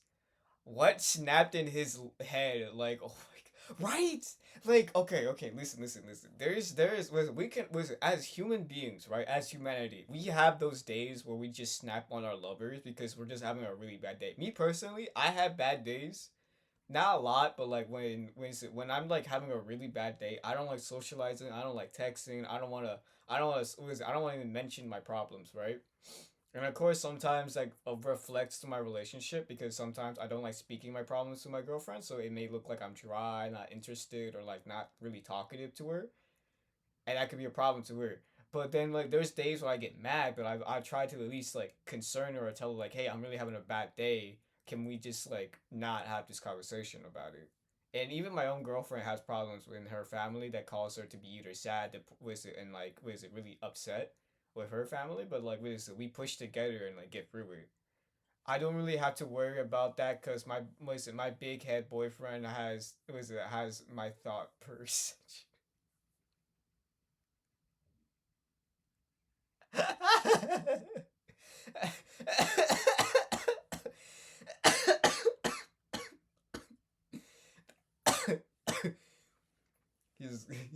he's back in the Stone Ages. He has like one crazy thought, and then he comes to you. It's like, Eureka! I have this really crazy thought.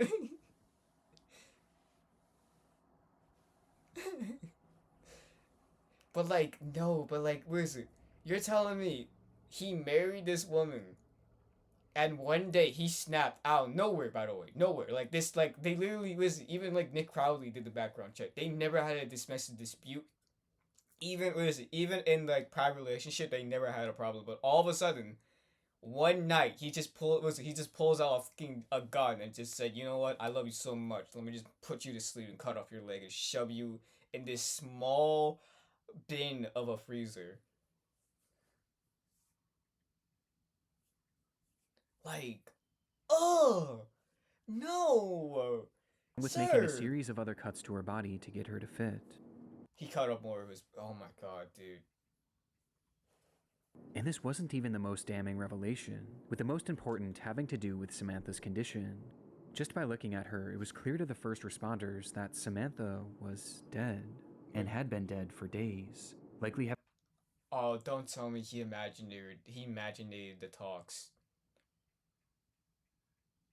Bro, no, she wasn't even alive. She was dead. Oh, he was having been killed instantly by the gunshot, meaning that the blinking Joseph had witnessed was entirely hallucinated. It never could have happened, and yet that was his reality, and he fully believed it. Upon the discovery, Joseph quickly became the #1 most wanted man in Tennessee, and that same day, police would track down his vehicle as he appeared to have been trying to flee the state. But the officers got to him first, pulling him over and then surrounding his vehicle, drawing their guns and preparing for anything.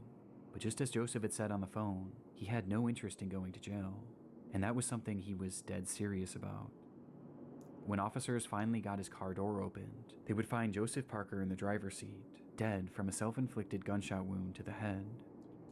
Oh, he ended him. He went boom boom. He. See, like that's I don't know. That's the thing, right? Because like he's not. I don't know. That's like what is. Listen, right?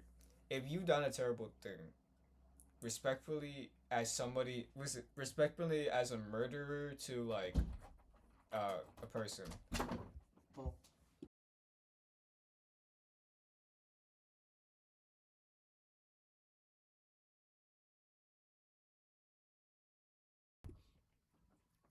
What is it as a murderer to like someone who like done SA ending what is it taking a man's life is probably the worst thing a sinner can do, but of like afflicting so much pain onto someone is by far the worst thing ever.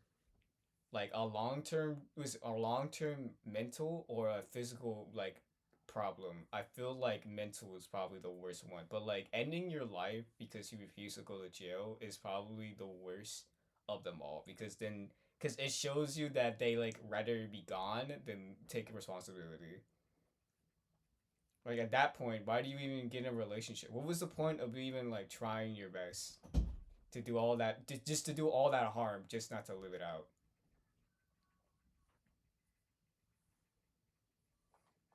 His death made it impossible to fully confirm why he had taken Samantha's life that night, but reports seem to indicate that he had recently lost his job, and the couple was experiencing Mental financial issue, hardships, maybe. putting their home in danger of foreclosure, with this perhaps being the reason the two were arguing on their anniversary.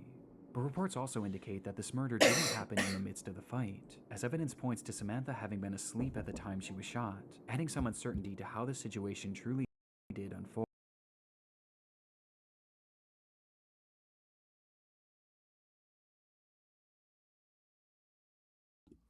Hey guys, I'll be right back. Just give me a minute or two. I'll be right back. Gotta quickly have my mother. Even though it's like fucking 8, but like, you know, duty calls. Be right back, guys. Stick around, yap a bit. We'll be right back.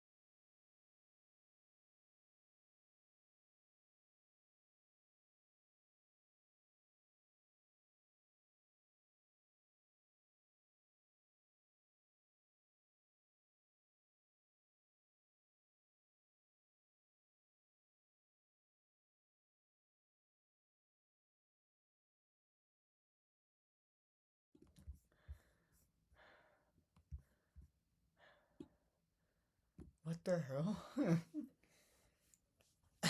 While he's gone, Karis, go to the basement. You thought you were safe?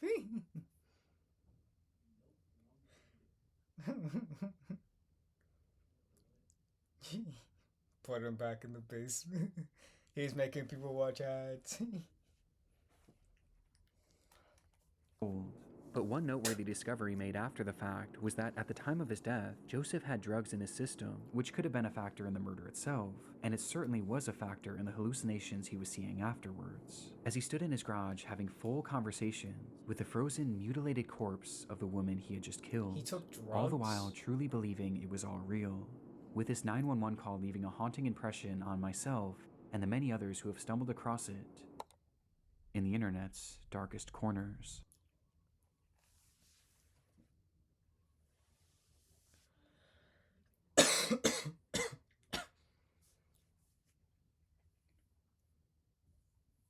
You know, I just realized something. He just said that he took drugs, but somehow, some way, he believed that his wife was still alive. Even after cutting off her body, bro thought his wife was still alive.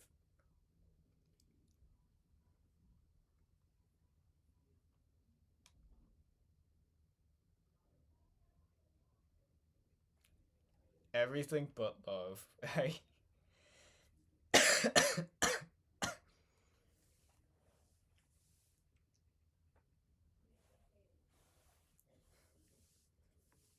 That's so fucked up, bro. Breaking news now, this out of Brandon, where a husband is being incredible though. Like, really interesting. Nick Crowley presents Internet Darkest Corners. Shopping for clothes used to be a nightmare. You can trust Lane Bryant.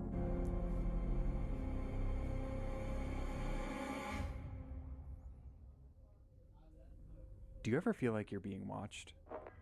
Well, considering that you're online watching this video right now, there's a good chance that you are. Your internet provider can see and log everything you do online. And not only are they watching what you browse, but here in the US, ISPs can legally collect and sell all of your browsing history, which often falls into the hands of advertisers and data brokers. It's an invasion of privacy for everyone, but it especially hits home for me. If you're familiar with my content, then you know I've had to make some very questionable Google searches in the name of research. Let's just say my search history could raise a few eyebrows. And that's part of the reason why I take my online privacy so seriously. When your personal information can so easily fall into the wrong hands, protecting yourself matters. That's why I always recommend using a VPN to keep your data and your peace of mind safe. And today's video is sponsored by one of the best, ExpressVPN. With a click of a single button, ExpressVPN encrypts and reroutes 100% of your network. Have you guys ever used VPN at all? I don't feel like I have ever used VPN in my life.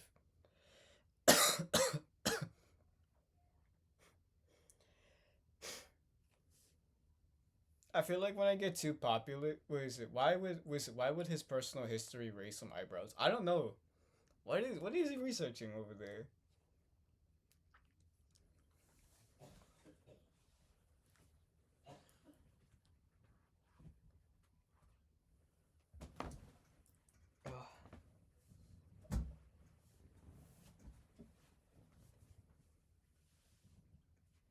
Pig stain.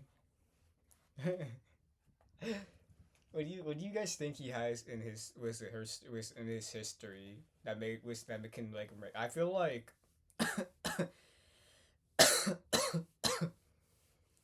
I feel like the only person we should worry about like personal history is probably like other YouTubers. His content literally focused on like dark and like horror. I feel like that wouldn't raise some eyebrows. I mean, yeah, sure, it's not natural, but like it's definitely not weird enough.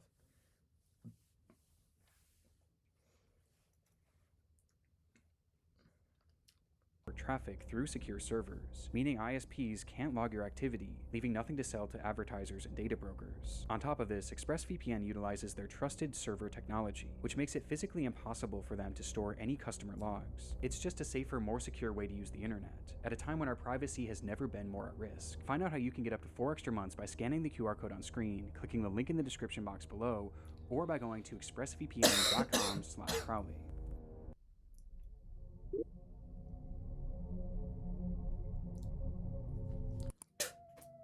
Jennifer Sheffield's life was largely encapsulated by the posts she made on social media.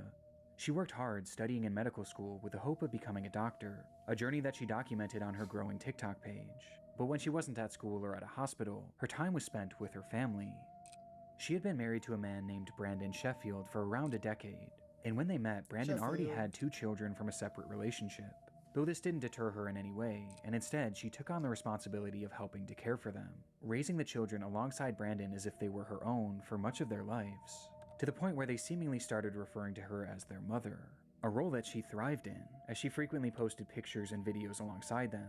And the same was also true for her being a wife, as she loved to share her memories and moments with Brandon, cultivating this image of the perfect family and the perfect pair.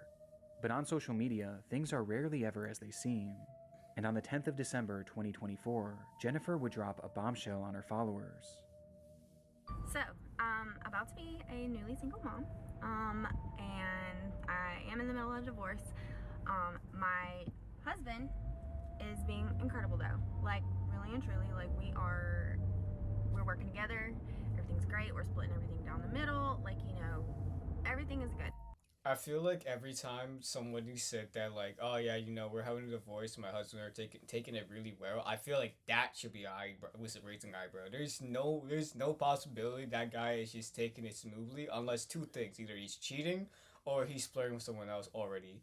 Like, there's no other way than that, bro. I've never seen a relationship with a divorce with a husband is just quote unquote taking a chill about it and being supportive.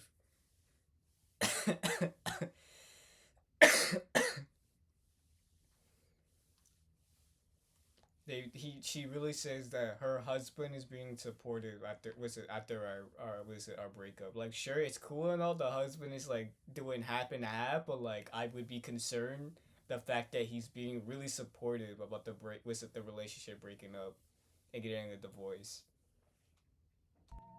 After approximately 10 years of marriage, Jennifer announced that she and Brandon were getting a divorce. 10 years? There was no explanation for why, just the simple fact that they were separated and had already started the divorce process.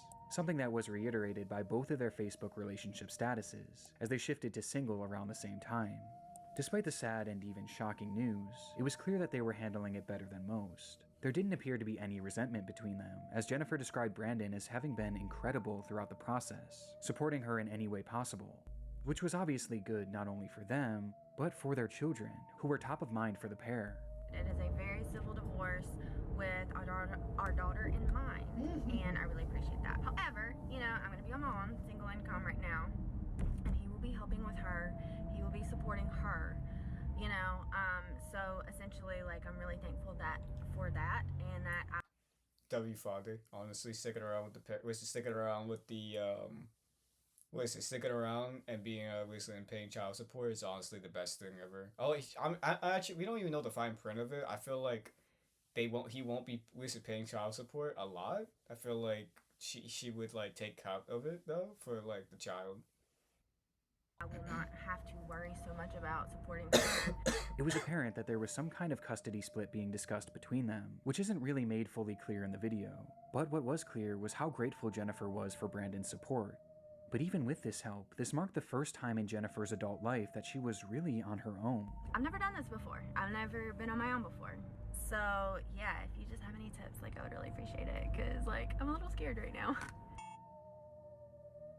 It was uncharted territory and something that she was understandably nervous about. But despite her fears, Jennifer maintained an optimistic attitude. And thankfully at this point, the divorce itself was going about as well as it could be. They were both supportive of each other, they were both thinking of the children, and there seemed to be no bad blood between them. Though, as I said before, on social media, things are rarely as they seem. See? We have more breaking news now. This out of Brandon, where husband and wife are dead following a murder. According to Brandon police, the couple was found on Toulon Street this morning after family conducted a welfare check on 30-year-old Jennifer.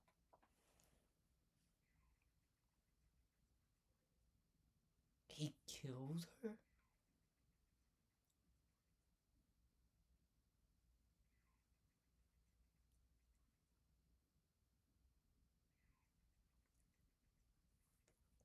Bro, what's with the husbands today, bro? First we got the husband chopping it up, saying that he still love her, and now we got a husband. Oh hell no. For Sheffield. 18 days after posting this video, praising Brandon Sheffield for the incredible way he had been handling their divorce, both Jennifer and Brandon would be found dead inside their Mississippi home. That morning, family members arrived at the house to perform a welfare check, but noted signs of foul play outside, leading to them calling the police. Inside, officers discovered the pair lying next to each other. Each had a single gunshot wound to the head, with one thing being blatantly obvious. Brandon Sheffield had been the one to pull the trigger both times, shooting Jennifer before turning the gun on himself. What happened that night isn't fully understood, but the motive is fairly clear. This was likely the result of the divorce that Brandon had supposedly been handling so well, though obviously there seemed to be more going on behind the scenes. Perhaps the violence was spurred on by the holiday season and Brandon's realization that this would be their last as a married couple, or perhaps he just wanted Jennifer all to himself, and if he couldn't have her, no one could. Since her murder, Jennifer's video has become a morbid piece of internet history, and just seeing how full of hope she was is heartbreaking in hindsight. And because of Brandon's actions, not only was Jennifer robbed of her future, but these children were robbed of their mother figure and their father figure all in one night.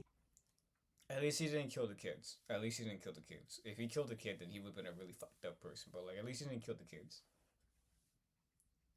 But like, damn. See, this is what I meant. Like, what is it? If he's being if he's being too supportive or too nonchalant about the risk of the divorce, I feel like that should be red flags. Just a guy would like fight tooth and nails just to keep the love of their life together, but the fact that she's like talking and praising him about like how calm, relaxing, supportive, and reliable he is about the relationship being like terminated, I feel like that should have raised some red flags.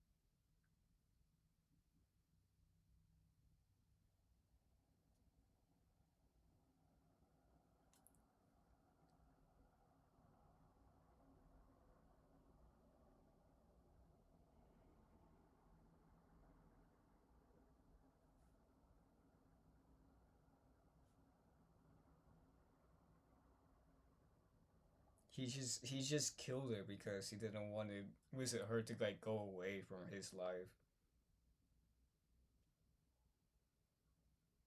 That's crazy. Really ended her life and his life just to keep together the marriage. That's just monstrous. And making this even more devastating, some articles have claimed that one of these children was actually in the house during the shootings. What Brandon did was nothing short of evil, but surprisingly, not everyone has seen it this way, as the discourse around this case has somehow led to people actually sympathizing with him, and even blaming Jennifer for her own murder. Moving in and out of someone's life is always the scariest part of a relationship, right? So they had a 10 years relationship, right? And all of a sudden he's being really supportive about breaking up with them. And then he's like showing this like bravado of like cheerful, acting right, care about the kids, but deep down a guy will never allow that to slide, especially if there's been a 10-year relationship and all of a sudden you want to get a divorce. Like, blaming her for her murder because she wanted to move on is crazy, right? How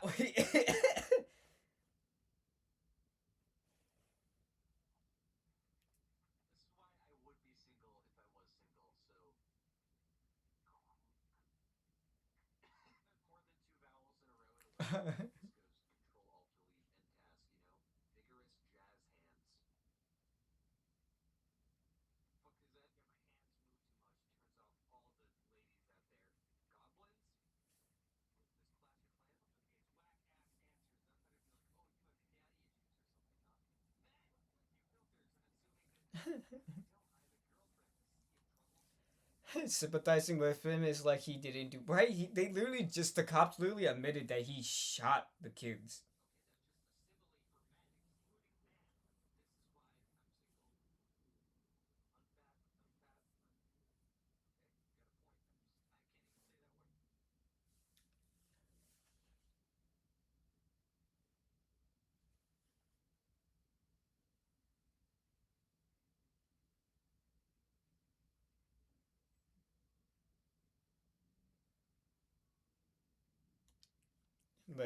he literally, like, the cops just said that he was the one who pulled the trigger, and then next thing you know, he's like getting, what is it? He's getting the sympathy, even though he killed a person and then ended his own life while there's a possibility one of the kids would have witnessed it.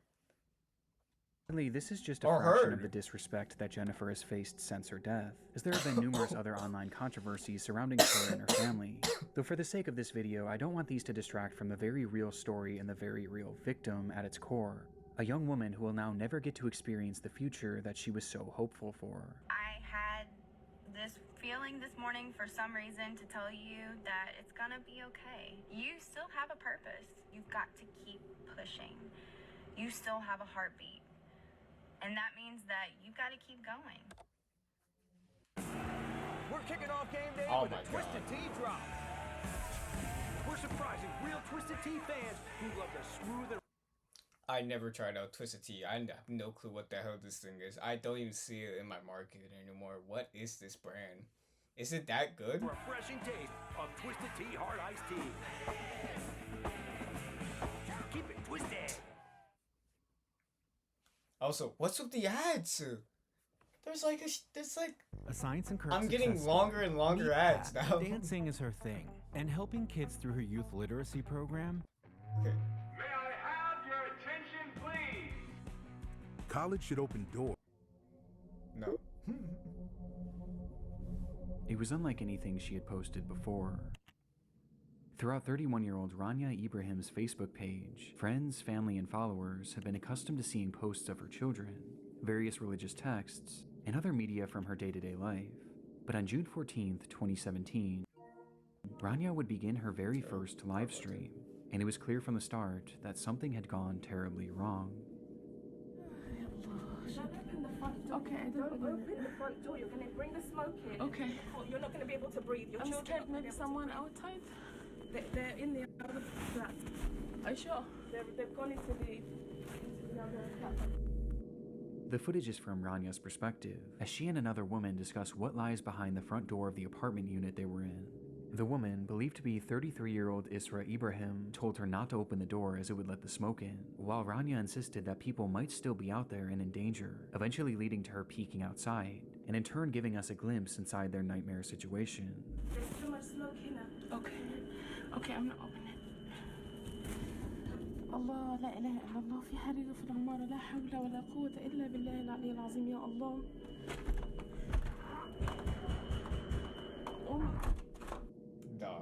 The door opens for just a split second, revealing a thick layer of black smoke, the loud ringing of fire alarms, and someone pounding on a door. Rania eventually calls out to whoever was knocking outside, beckoning them towards her. Hello, come here. Come here. Hello. Hello. Come. Quick. To which 57-year-old Gary Maunders emerges from the smog, completely covered in ash. It was a dramatic scene, and one that you can start to piece together based on the footage alone, as it was clear that there was a fire raging inside that Listen, right? I talk a big game. Like, I keep telling my family member I would probably survive in a firehouse, or like a burning inside of like an inferno house. Cause like I feel like I have the confidence to like deal with the fire naturally. But if there's a family member or civilians inside the house, I feel like that would be the hardest part, because you can save yourself automatically. It doesn't matter who you are. You can be skinny, you can be fat, you could be like you could be like any age, or like, well, not every age, but like, you know, like you could be like any type of like above 10, you could be like really smart how to get out of a firehouse. But if you have a heart and you can't like lead people, that's the most dangerous part of any situation, because you would risk your own life to protect someone else's. Like, it could be a stranger, a family member, or a friend. Those are the people that we should be watching out, because they will go back inside of into like a burning, or was it a turned down building, just to save some stranger's life.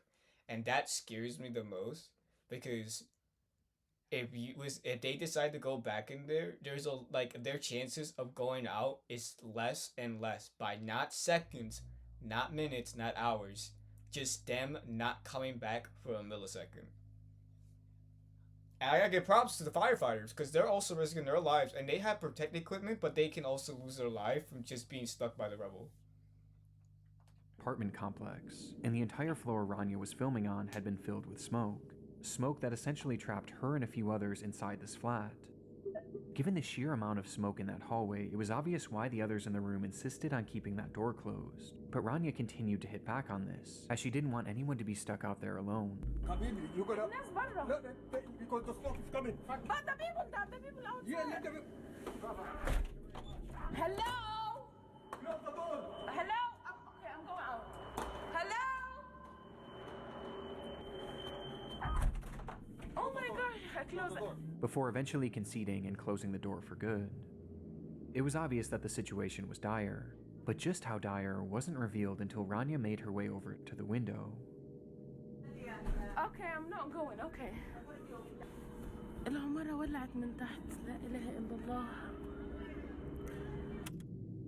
They were 23 stories in the air, in the highest floor of the Grenfell Tower, located in North Kensington, London, England, where Rania and hundreds of others lived. Remind me when I said remember when I said my boyfriend has one thought per century? This man looked at me and says, they should make a shower head that can detect detect and move. No, detach and move. What the Wait, hold on. Let me read that again. Remember when I said my boyfriend has one thought per century? This man looked at me and says, they should make a shower head that can detach and move.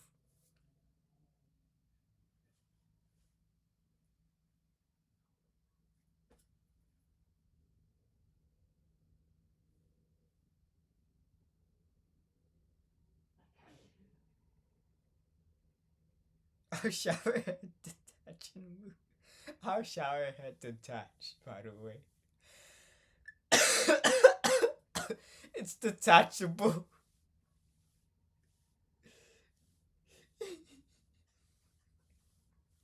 I think bro's cooking. You know what? This is probably his best idea. Put him, get him a factory, get him a company, bro. We should honestly at best, right? We should invest with that. Make a shower head that detachable and it can move around. He's on to something. He's cooking with something. It's never been built.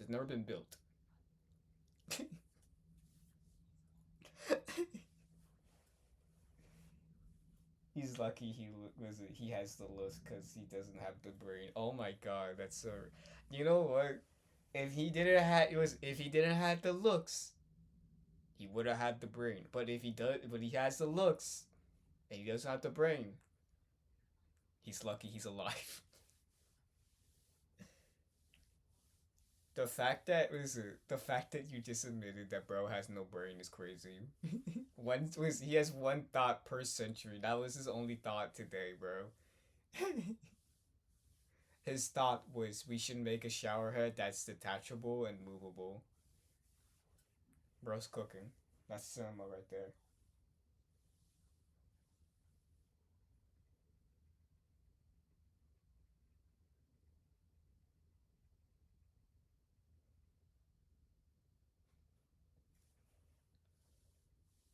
And now, somewhere in that high-rise was a growing fire.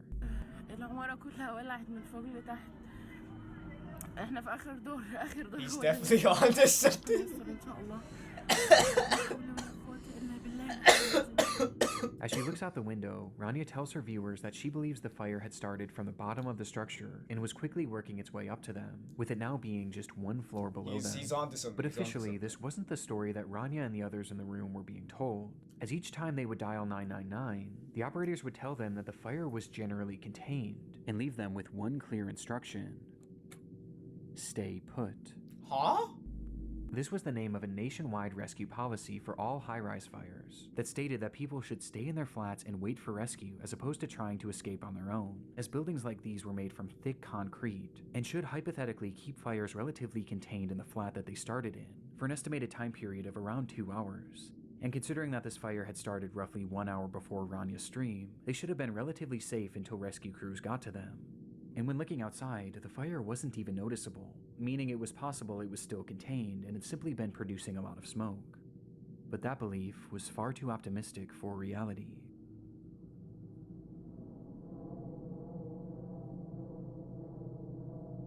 Fire brigade. Yeah, hello, hi, in the fire, flat 16 Greenfield Tower. Sorry, a fire where? Flat 16 Greenfield Tower. It's the fourth floor. Right, okay. Quick.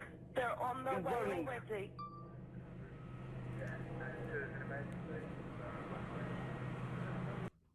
Oh my god. No, this at this moment of my in my time, I don't know why firefighters would recommend stay and put. I feel like because like even though it's made out of concrete, wouldn't it suffocate you because of black smoke? And like the heat would be like unbearable, so it's better off to get out of the building. Cause I understand, like, yeah, sure, it's not right to have like 1,000 people coming down on the staircases or elevator, especially when like things are not properly safe. But like the same way, keeping them inside of like a cage at this point, it's not likely to happen. Because like, yeah, sure, they can say like most buildings are made out of concrete, but they also are made out of like sometimes buildings are made out of like plastic or foam, and there's also metal part that can like melt through the concrete. Like really extreme hot things can like melt through concrete. So what is it really trustworthy?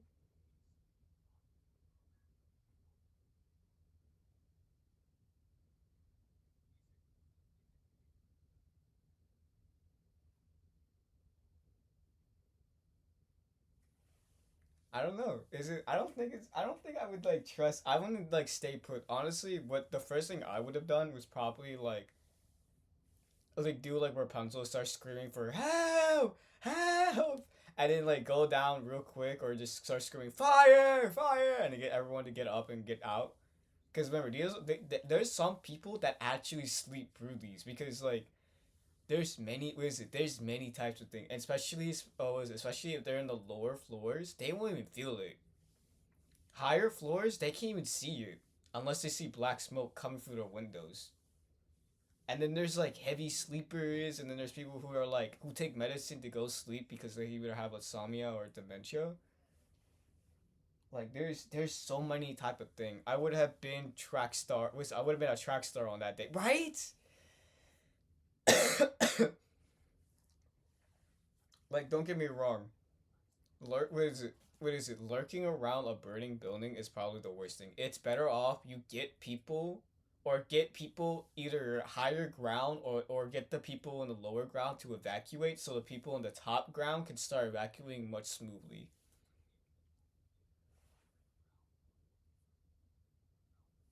Cause there's no way you're gonna just tell me like, oh yeah, just stay put, guys. Even though you're in the danger zone, you guys just stay put. No, get the people out of the building.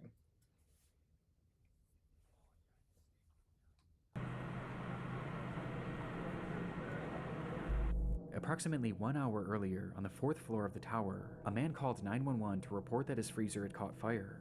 It was an incident that had happened through no fault. You're telling me a freezer went on flames? The thing that's supposed to make things go cold just went on fire? But listen, the freezer says, you know what? It's time to be different. I'm gonna be the next evolution that breaks humanity. I'm gonna start fire. You're telling me a freezer made this mess? Was it the wire or the actual freezer?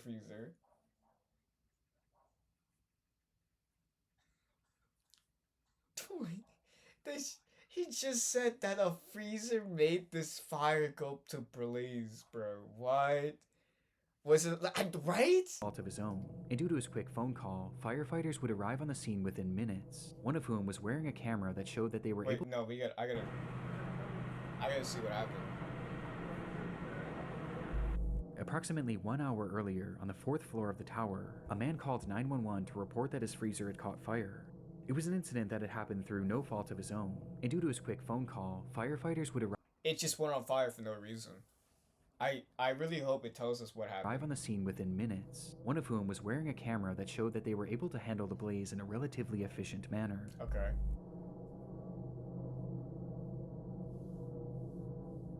Was that that's the furnace? Or not the furnace? With the camera using thermal imaging and heat sensors to assure that the fire was fully out.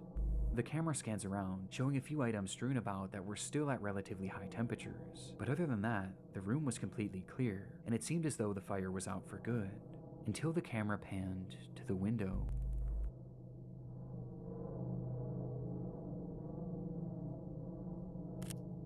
Revealing scorching hot droplets of debris falling from the outside like molten rain. The fire had spread above them and was now burning up the side of the building in a manner that was completely You see, this is what I mean. Get out the building. Get out the building. I think it was electrical. I think it might be electrical fire, cause it's going for. I don't know, either it's poor building safety, or it's either the fucking wire that caught on fire, and now all the rest of the wires through the building is going on flames. unprecedented and defied any sort of logic based on the firefighters' knowledge of the scene. And by the time they even realized what was happening, things were already out of hand.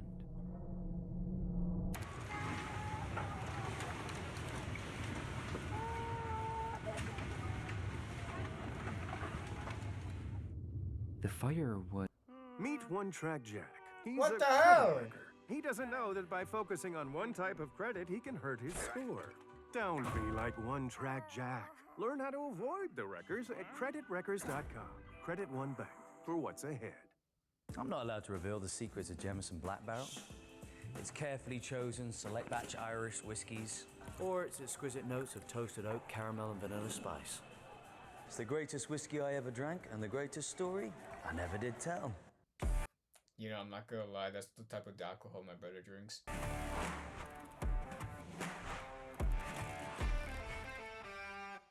You filming? Yep. I'll post it. Try rolling your wrist, dude. The mayor, lace up. Second line tomorrow. Okay, coach. On the 12th day of Christmas, my true love get to me. 12 ratchets tightening, 11 neighbors nailing. was huge. Oh.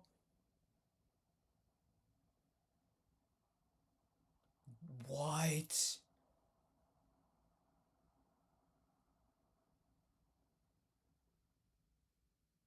Oh, shit.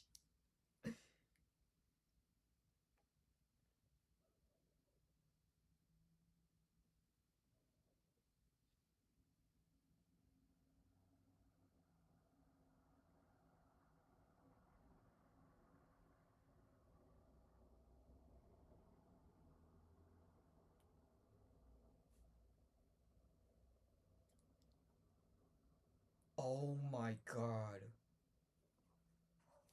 That's an entire building.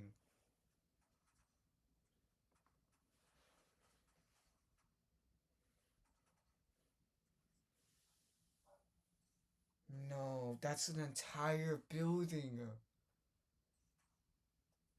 And within just that first hour, nearly the entire building was engulfed in flames. And Rania was now trapped on the tallest floor, opposite to where the fire was raging. And she wasn't alone. Not only were there over 100 people left in the building at this time, but 2 of them were Rania's own children. 4-year-old Fethia and 3-year-old Tanya, who were stuck in the same flat as their mother and several others. With desperation mounting, some of the others called out the window for help. We're stuck on the 23rd floor! Hello! مكان في لندن فين؟ There's too many people stuck upstairs! Until the stream went dark roughly 6 minutes later. Close these windows because the smoke can go to the... Despite things looking grim for the group on the 23rd floor, there was still some optimism about their rescue, as even 30 minutes after the stream had ended, those in the group were told once again by 999 operators to stay put. Why? What? Do you not see the fire is spreading all the way up through the... I would have gotten out by this point, not stay put. I would have told them, cover their mouth with cloth, wet cloth, crawl down and start shipping through the ground. Because at this point, it's GG's at this point. Don't stay put. Like, the walls are not going to save you anymore.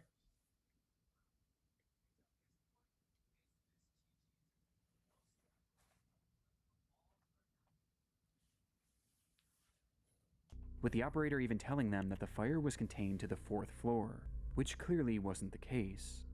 Ranya's sister later spoke to the media about a phone call that they had shared around the same time, where she begged Rania to try and leave, recalling, "She did not. She respected and trusted and believed that they are coming to rescue them." And by this point, there were hundreds of rescuers on the scene, along with multiple helicopters flying around them, which only further kept their faith alive. But tragically, this was all a cruel facade. Internally, fire crews were told not to go past the 12th floor shortly after Ranya's stream ended.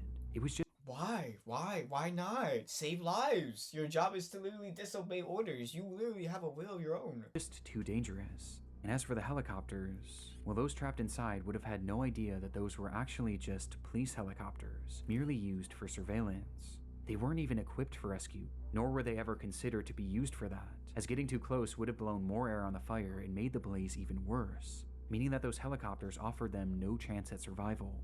They were entirely on their own, leading to authorities finally telling them to try and escape by themselves. But by this point, there was no point.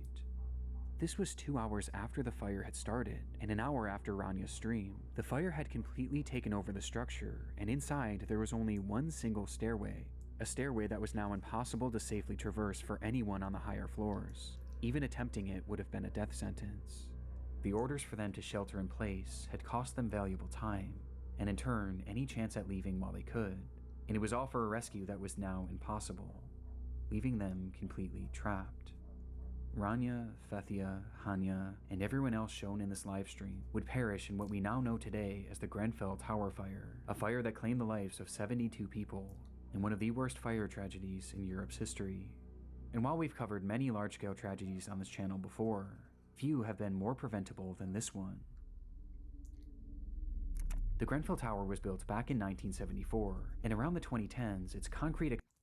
The fact that they say state input, this is, by the way, this is modern time, right? This isn't like back in like the days that like we had buckets and like hoses like still pumping like water through with the concrete floors. This is modern day problems. The fact that they say stay input, the moment the fire spread up one side of the building, they should have told the residents to get out the building immediately, evacuate, and then get out. And the fact that if you were ever stuck in a fire like that, listening to your chat, if you were stuck in a fire like that, listen to your chat and get the out, right? Couldn't the family sue for improper firefighter protocols? Okay, so I'll get in depth with that. So this was, I think he said this was like around around 2014 or 2015 at the time, or I think it was 2020. One of those two, right?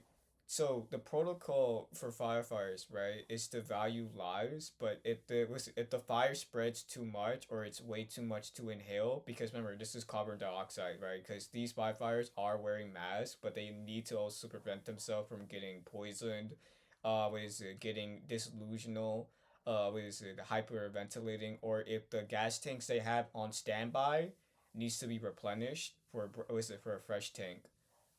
Now, of course, you do have like fire protocols that could be used against them, because the fact that the higher command said that you can't save anyone, but can't save or go up to the first all the way to the higher floors, knowing damn well there's people up there. I feel like firefighters should have at least break protocols and at least attempt a rescue attempt. Or at least or ask for like more more assistance, or get one of those helicopters that can carry waters just to like water it down through the sides to at least give a fighting chance. So in likely chances you could sue them, but you can probably only sue the higher commands, not the actual people. Because as Nick Riley said, only all the way to top 12 floor can be saved. Anything else besides that is basically a lost cause. They should have. Now, of course, You can listen. You can sue the police dispatchers and all the all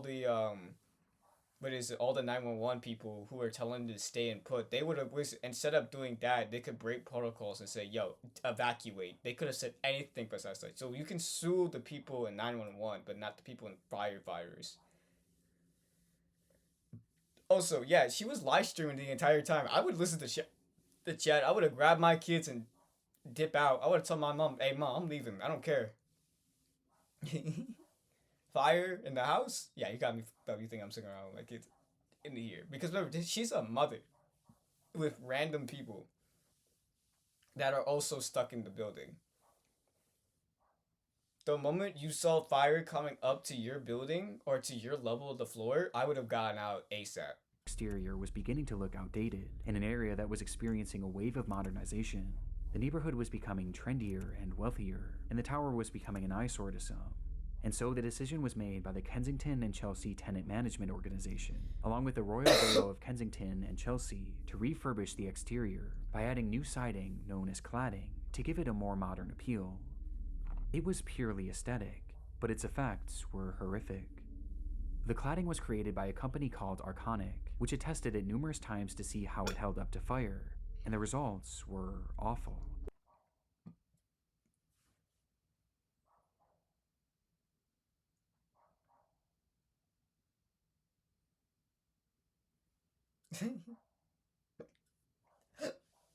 Speaking of a fire, let me go check on my boyfriend to visit. He's making pizza for dinner tonight, and I'm not losing our first apartment to from an airhead. Oh my god. So I don't know why I got a hiccups out of nowhere. I read that. Oh my god. Can I stop hiccuping?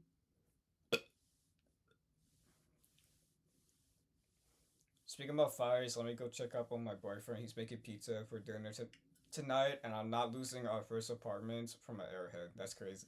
That's crazy. Micromanagement. About to see you backseat game.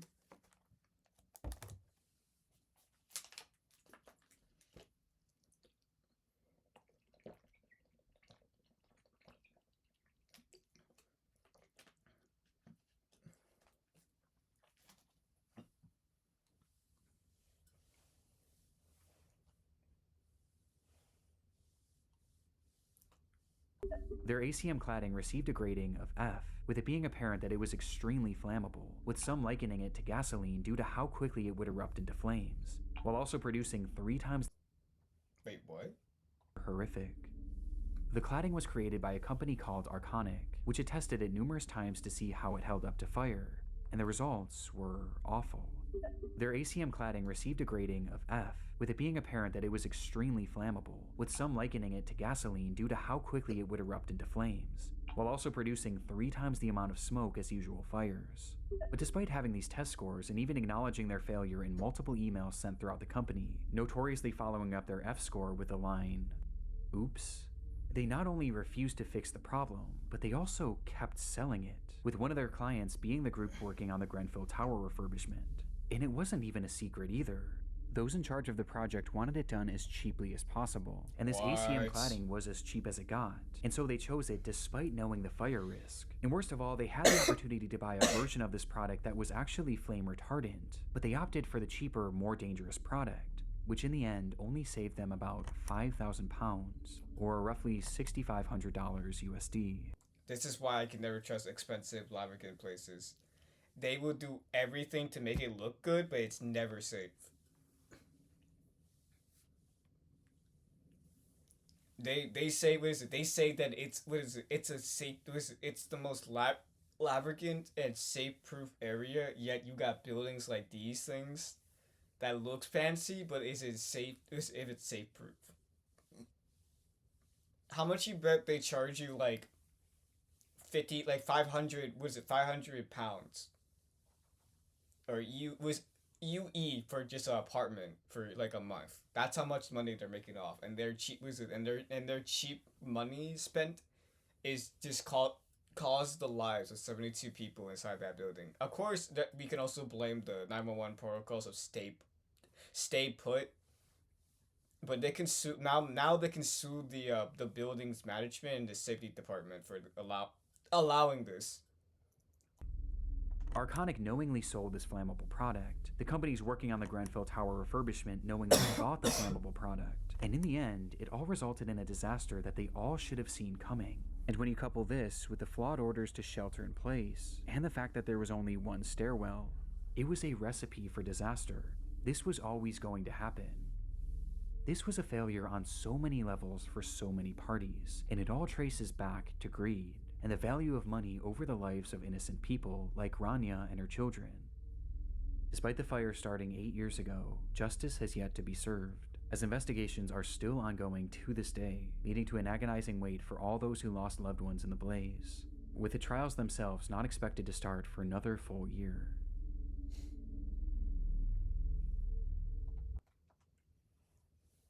The policy of stay put remains affected to this day.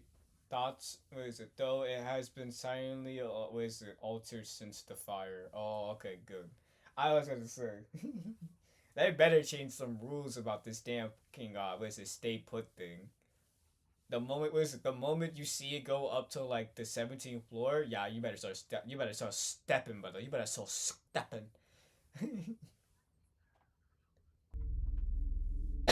Not even that. If we reach to the 12th floor, get out. Leave.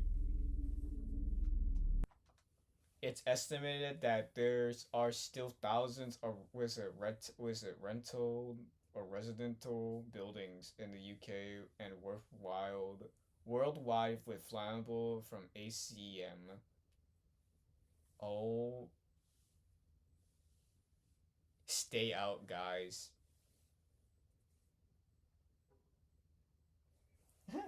Me? When they say stay input, nah, stay out, guys. Start dipping, skedaddling.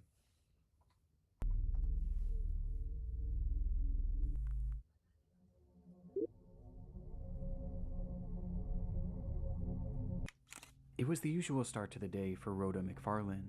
The 42-year-old manager of the Lane Bryant store in Tinley Park, Illinois, was no stranger to big sales. It's the Have It All sale at Lane Bryant. Lane Bryant had a habit of launching monthly clearance events, sending out flyers and airing commercials in the days and weeks before to let all of their customers know. And this day, February 2nd, 2008, was yet another one of these sales. She knew it would be a busy day, and potentially a stressful one for one of her employees, as that morning only one worker was scheduled to open the store, something that Rhoda disagreed with, leading to her coming in to help, even though she had the day off. But like I said, this was a typical morning for her, as this was just the kind of person she... I feel like the mentality is always that they will never happen to me, but as a hotel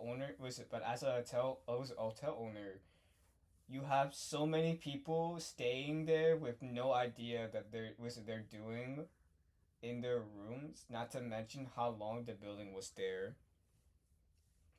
True. Listen, right. This building isn't just a building. This building was properly made back in 1949. They didn't have the fire tech or the fire protocols to deal with like hot flammable wooden stuff, right? Because let's take the Twin Towers for example, right? It was built back in like the 1930s, but their technology with flammable things was so bad that it burned down faster than it should have for a modern building. And for example, this building itself, right? They went with the company called ACM, and ACM, Fire Protection Service, was so bad that it literally ranked at F, which is basically meaning that it should not be sellable or it should not be in a product meant for buildings. And yet somehow, some way, the UK safety department allowed it to be used in this history of a building.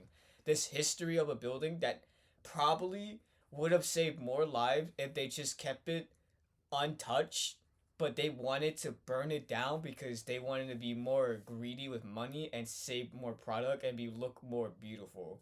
That's the problem. They wanted to be more good looking and more outstanding even though their building's a relic. And probably the relic from the old days would have saved much more lives than the modern day ACM.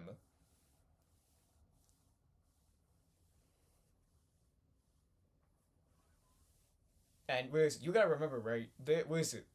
If ACM was canceled, or or was shut down to send their product, they probably would have saved more lives, and the building owner would have not be getting hashed out for all of these problems. She was always willing and wanting to help others. And as she clocked in for work that morning at 10 a.m., she and her coworker braced for a potential rush of excited shoppers. The rush, however, wasn't as dramatic as they may have expected, and in the first 15 minutes or so of opening, only 5 people had entered the store, 4 of which were female shoppers looking for some deals, while the 5th was a delivery man who walked in holding a stack of papers. The man approached them and made casual conversation, but after a few minutes had passed, he kind of just lingered around, never actually delivering anything, which Rhoda found strange, especially considering that it was Saturday, a day that they typically didn't receive packages. Growing more and more suspicious by the minute, Rhoda quietly placed a call to a nearby Lane Bryant store, who confirmed to her that there was in fact nothing scheduled to be dropped off that day. But before she could even process this information, an incident was already unfolding around her. Hold on, I've never been reading what Frosty 2 will be trying to now. Hold on, let me see this. Nightbot, Stream Element, keep the LS fam spirit alive with Discord invites. Remind to follow LS member for more chaos. Join the LS family and knows it, but maybe stay out of the kitchen? Meanwhile, let's catch up on chat. The chat's on fire with safety tips and pizza vibes. Days warns about hotel hazard while Black checks on their boyfriend to prevent any apartment blaze.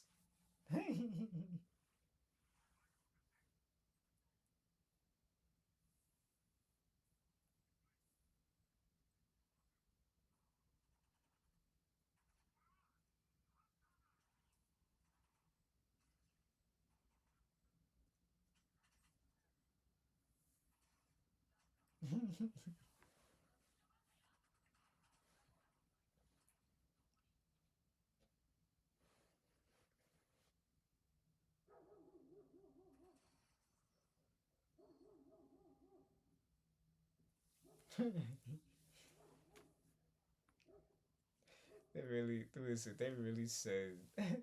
I love Frosty 2. Frosty 2 was a great design. It brings in yapping moments in there.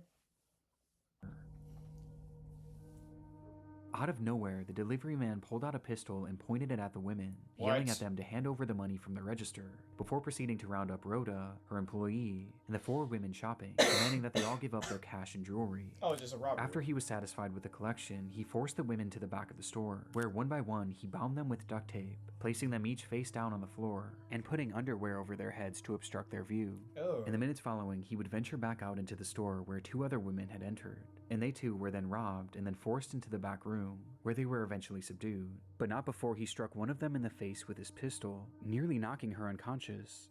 It appeared to be a fairly high-level robbery, but after he now had them all in the back room, the whole operation seemed to grind to a halt. It was like he didn't know what to do next, as he started pacing the room and slowly losing his cool. The minutes ticked on, and the more time that passed, the more agitated he became. It was clear that the pressure was getting to him, and sensing his disorganization, Rhoda seized the opportunity, quietly slipping her hand free, allowing her to call 911 through her Bluetooth headset. 911 emergency. We're at Despite the man being in the room with her and the others, Rhoda managed to alert authorities to her exact location, telling them to hurry and making it clear that the situation was urgent. That's a W right there. In the background, you can also Listen.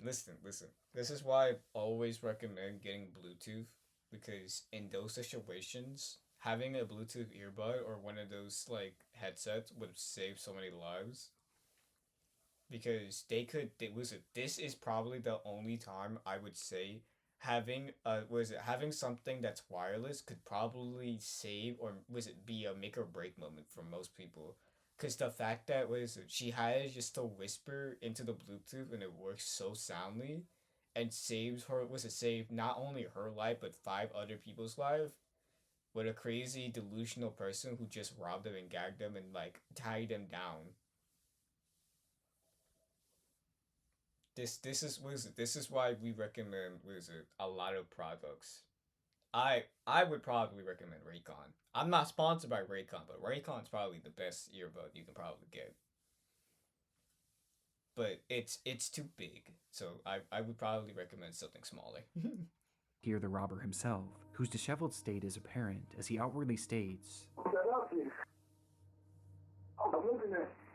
the operator was on it, quickly dialing dispatch and telling Rhoda not to hang up. Stay on the line. Let me get you to Tinley Park. Don't hang up. Though within just a split second, the call disconnected. By some stroke of good fortune, there was actually an officer in that shopping center only about 100 feet away, and from the time that Rhoda made that call, the officer managed to arrive on the scene within just a few minutes. He rushed inside the store, but inside he found nothing, until he made his way over to that back room. Inside, he would find them. 6 women with underwear over their heads, lying on the floor, each one having been shot execution style just seconds after Rhoda's 911 call. No! It was a mass murder, but in the midst of this awful scene, one thing was missing: the killer himself. And so authorities flooded the area, scanning and searching all over for the gunman, who was described as a black man with a husky build and a single braid that fell to his right cheek that ended in green beads. And the reason they knew exactly what he looked like wasn't because of security footage, as at the time the store didn't even have any CCTV cameras, but instead, it was because one of the women actually survived. When the man began his executions, he moved his way over to the employee that Rhoda came in to help, and when he fired his gun, she moved at just the right moment, causing the bullet to graze her neck, to which she proceeded to then play dead so that the man wouldn't notice, and thankfully he didn't. Her testimony is the reason why we know exactly what this man looks like, and why we know what those moments were like before the shooting. Wow. But despite this, after doing a thorough search of the area, even utilizing a helicopter, there was no trace of the killer. CCTV footage from a neighboring store showed that just before Rhoda made that call to 911, 2 large SUVs pulled up in front of the building right after the shooting likely occurred. It's believed that both of these SUVs were involved in some way, with one potentially being a lookout and the other likely being the getaway car, explaining how he would have gotten away so quickly. Not to mention that the store was located right near the entrance of an interstate, which could have taken them out of the state extremely quickly. That was 18 years ago. 18? And today, neither the shooter nor the... 18 years ago?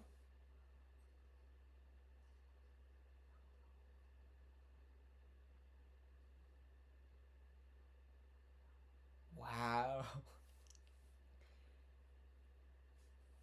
Wait, so... Okay, hold on, let me wrap my brains real quick. So, she moved slightly just to angle it that the bullet would graze her neck and she played dead. Did you think, I can't speak for experience, but I feel like he was probably contemplating that, because if there's 2 large SUVs, right, and one of them was a getaway driver, one was a lookout, does that mean there was another person currently robbing the area? Because he was probably contemplating if he should or shouldn't let the woman out, but since he wasn't wearing a mask, I guess he had to do it. Because, witnesses. But that's crazy. He was losing his mind while robbing the bank. Or not robbing the bank, robbing the store with him. He had to have accomplices. drivers have ever been identified, marking a rare instance in which a mass shooting in America went unsolved, leaving us with so many unanswered questions to this day, with one of the biggest being the motive. Police have labeled this as a robbery gone wrong, which does seem to be the case, but why Lane Bryant? And why come in the morning when there was next to no cash in the register? I mean, in total, the killer only made off with about $200, and that's including the cash he stole from the women.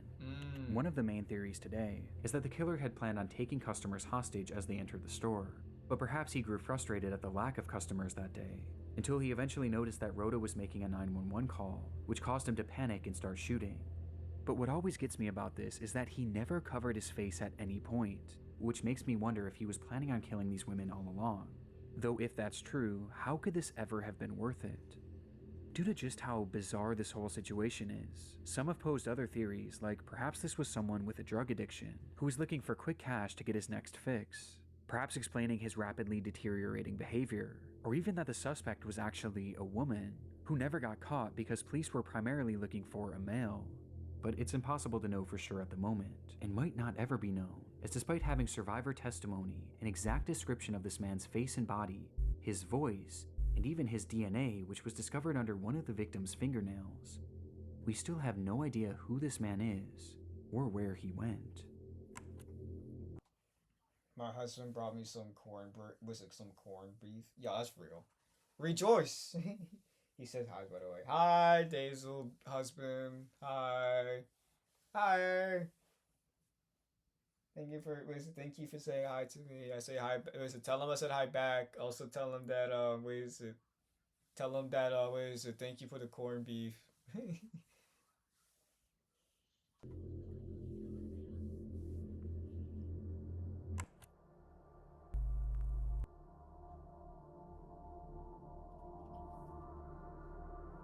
Oh, it just ends like that? I'll let him know. That's great. It just ends like that? Really?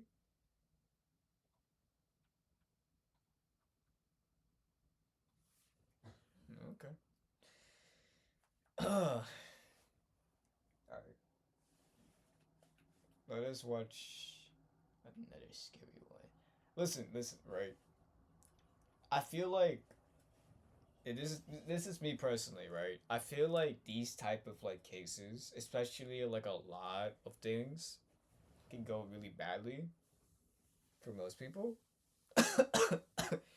I feel like the most dangerous people in the entire world, it has to be family members, because they know way too much about you. Like, it could be like the most weirdest day ever, but they will remember something about you, and then they could use it against you, and you could just snap any moment, which scares anyone. I mean, it scares me every time.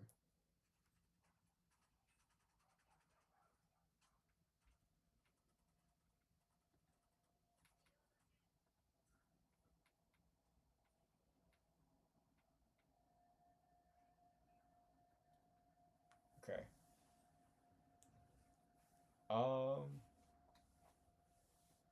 Has he posted? It's been 3 months. No, it's been 2 weeks. Okay.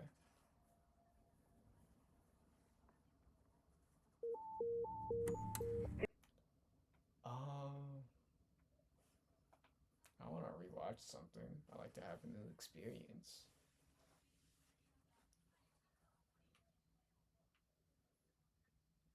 Dog. Quack. Quack.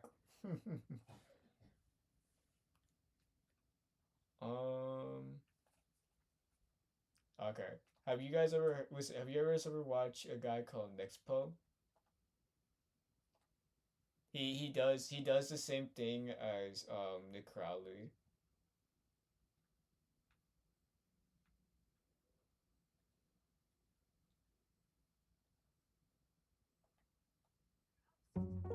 Oh, okay, let's go.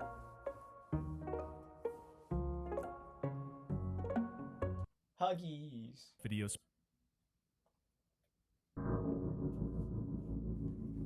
I have not. Okay. Okay, so for context, Nexpo is a YouTuber who also does collabs with Nick Crowley. They actually have a duo channel together, and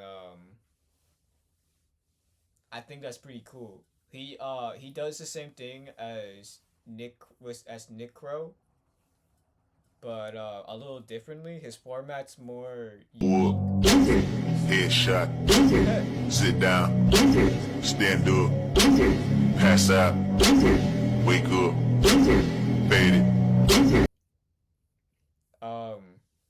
What is it? He does the same format as Nick Crowley, but like he does it a little bit more differently. He started off with AU or like horror logs of YouTube. And while he does do the same format or the same plotting line, he also does like gaming and like YouTube shorts of like AU horror logs, or was it AU's like horror horror videos, short videos. So I highly recommend as like something to watch with like a family member if you're like interested in like those things. fog and click on the weather. Sign up for your severe forecast alert. And whenever dangerous weather is about to strike, you'll get a warning on your pager. As cable premieres go south of the border to the location of the new HBO movie Double Cross. Shadyside, Ohio, devastated by a flash flood. Death, injuries, many missing.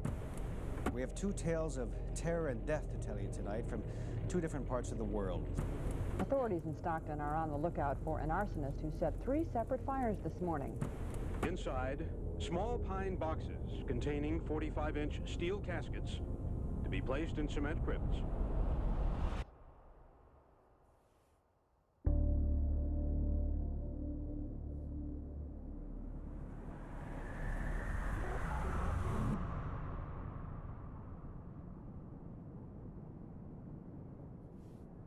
The World Wide Web.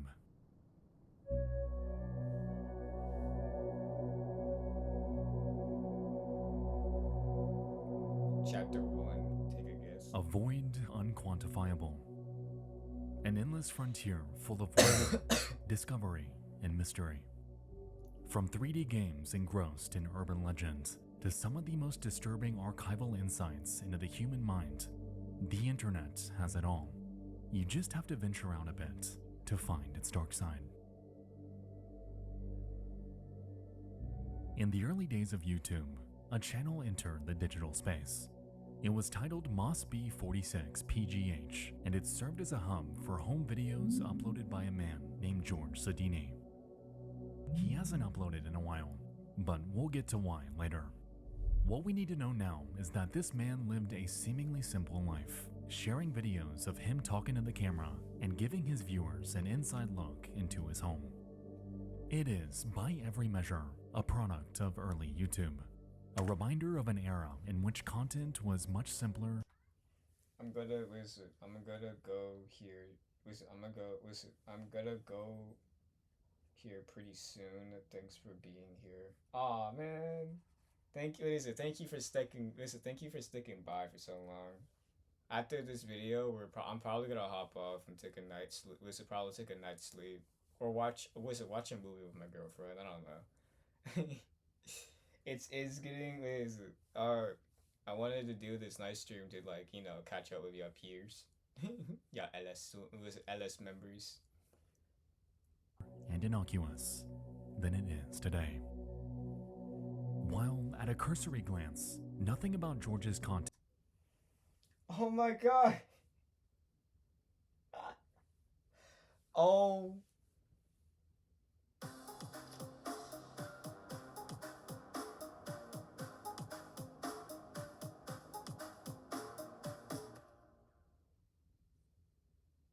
Oh my god, thank you Daisel for the gifted sub.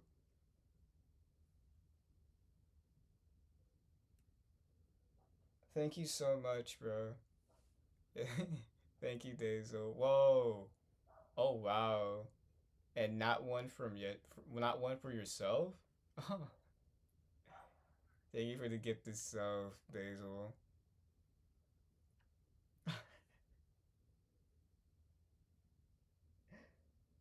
That means a lot to me. Black. Good night. Good night, Daisel. Thank you for your gift, Blizzard. Thank you for your gifted sub. Oh my god.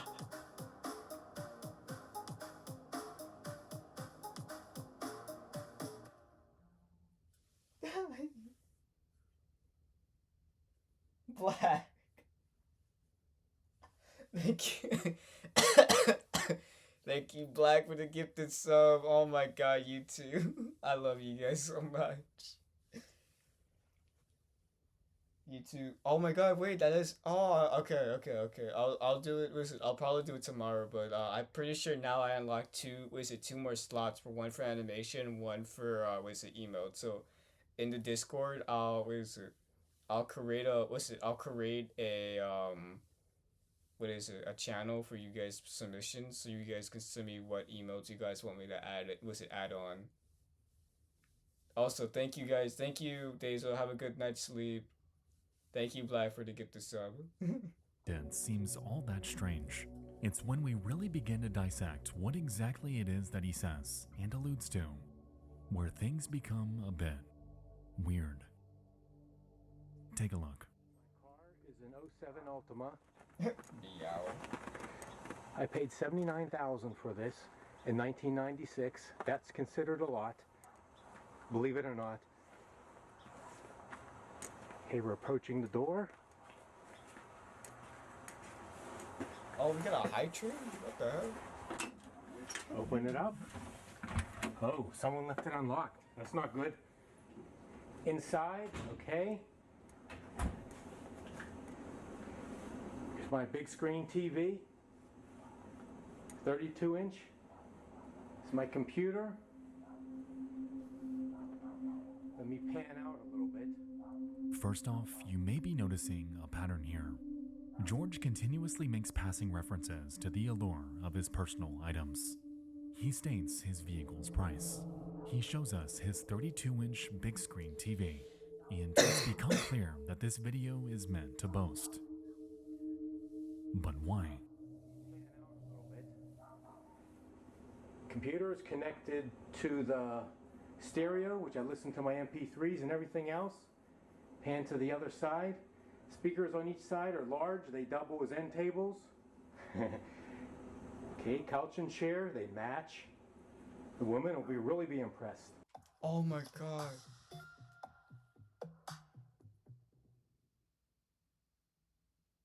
Thank you so much for the black_Valentine. Thank you for the 30 cheers, Black. You already done so much. Please save your money.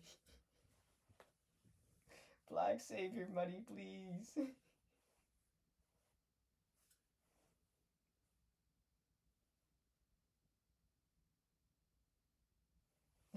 The wallet needs to be studied. I'm adding that.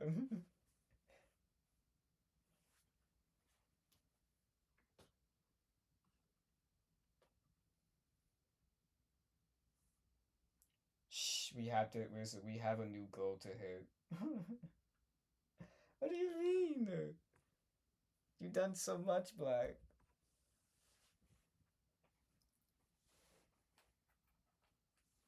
Honestly. And this is from my big head boyfriend. Aww. What the? Oh my god. Thank you so much for the black_Valentine. 40 cheers? Black. Tell your boyfriend I said thank you. Also, that's so much. No, you guys did so much for me already.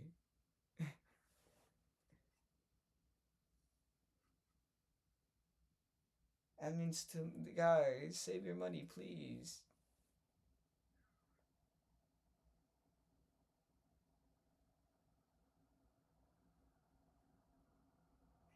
Please save your money. It's not worth it, is it?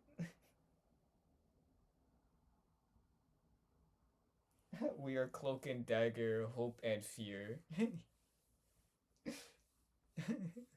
The hope of the hope I get to the hope I can be a big streamer, and then the fear is that they're gonna start a revolution behind my back. I'm about to see Black do like a revolution takeover. In my own Discord server. She's gonna start asking for admin. I'm gonna see her make a separate Discord with a channel with dark underlings versus the Ellis family. Okay, come over here. There's some reading material that we're all familiar with. Come out here through the dining room. Revolution time, my dark darlings. Dining room set. Sadini pans down to his table after making a remark about women being impressed, to which we can see a stack of documents and 2 curious novels. How to Date Young Women for Men Over 35 and Body Language Secrets. Interesting. As we continue to scan through his videos, it becomes abundantly clear that George carries an undying fixation towards women. He's a man who hasn't been with a partner in God knows how long, and he seems to be persistently trying and failing at dating women much younger than he. It's clear. I don't understand why older people want to date a younger girl. I would never understand the logic between that. I've seen, like, I've heard, like, in high school, girls will talk about, like, well, if everything goes down, I'll date an older person just to use them for their money. I don't care if they use me for something as pleasure or lustful. And I will always give them, like, the stink look, because I'm like, you're just being a prostitute for, like, one guy, basically. That he's faced rejection multiple times before, evident by his books and lack of awareness that monetary wealth doesn't necessarily equate to attractiveness. In essence, these videos show that he's painfully out of touch, and while he would only ever upload just 2 videos to his channel during its short tenure, he would later crop up in other areas across the net.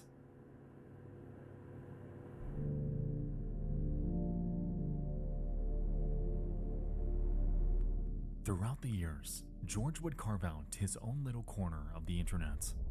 He would host a website called georgesodini.com, and at first glance, it's most of what you'd expect from an early 2000s website. It carries a simple layout, his name and location, various photos from his life. It was a humble virtual abode that resembled the countless other personal websites out there, and for a while, there was never anything suspect about it. Curiously though, sometime in 2008, a new webpage would silently crop up. And it's a simple link, titled Life or Death. My birth and death dates. Take a guess.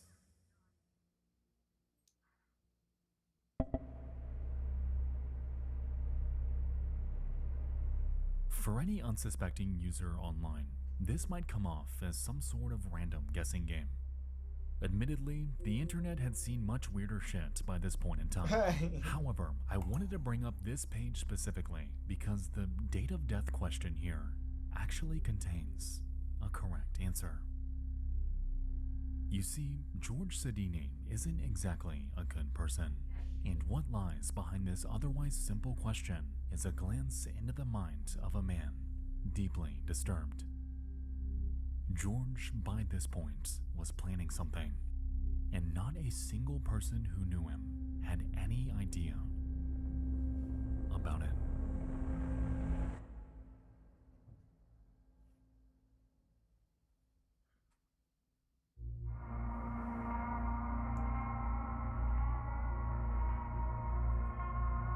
On the night of August 4th, 2009, George had made his way to the LA Fitness in Allegheny County, Pennsylvania. Earlier that day, he had visited twice to look around, yet this time, he had something with him. He entered the gym with a duffel bag at 7:56 p.m., and after checking in, he made his way to the gym studio that was in the midst of kicking off their nightly aerobics class. Thereafter, he walked in, cut the lights, grabbed 2 9mm pistols, and fired 36 shots into the crowd.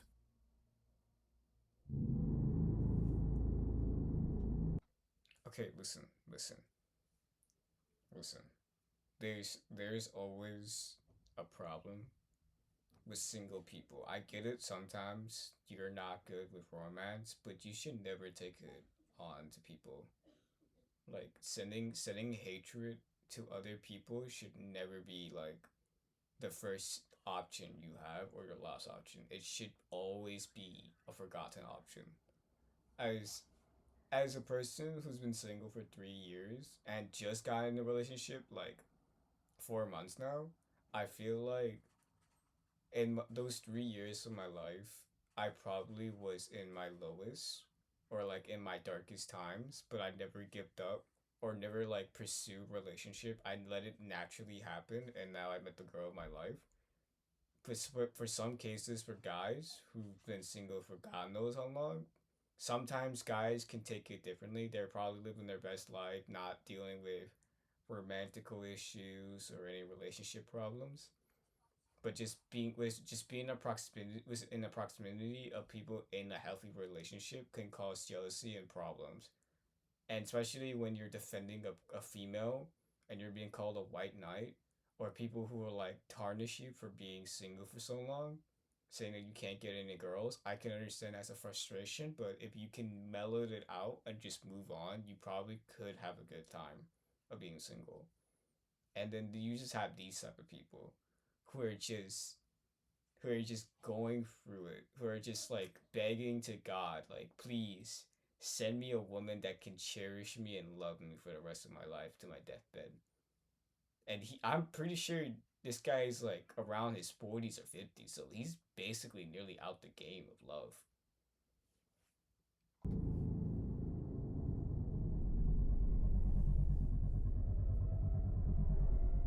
The scene was a complete nightmare. Screams echoed throughout the air. Victims began to flee in a frenzy. Nobody ever expects this. Amidst the chaos, Sodini grabs a .45 caliber revolver from his bag, and during the next few seconds, he holds it to his head and takes his own life. Why? Bless me.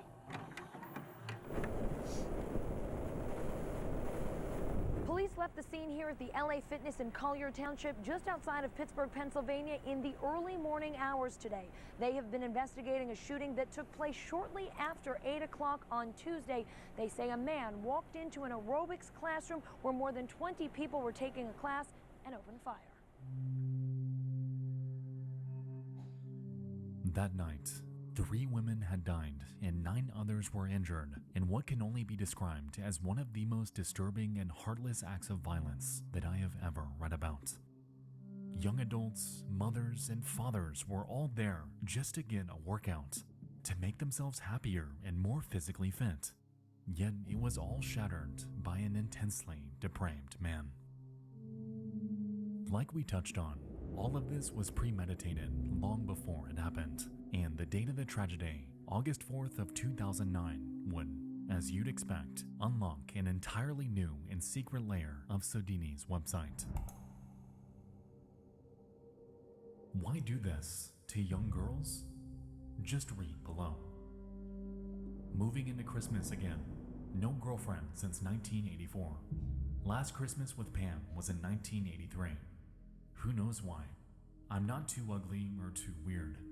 No sex since July of 1990 either. Over 18 years ago. He literally did a whole ass history timeline of not having intercourse. Bro, can I request a VOD? Yeah, sure, man. You can request anything. But like, that's crazy. Why I said VOD? This is video. Yeah, you can request a video.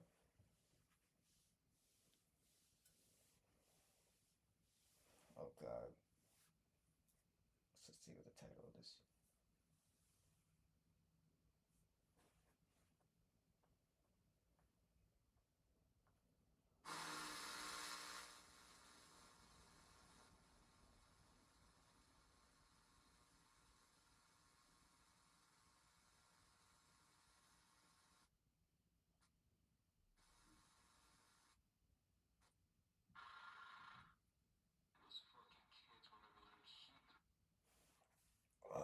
Okay.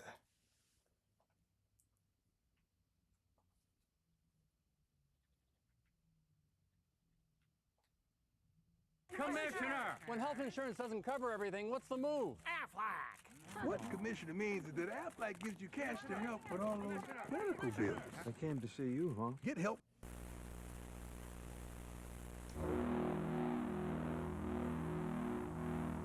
Let us watch it, bro. What is this? This following tape is used for federal bureau investigation only. Classified as a class. Copy.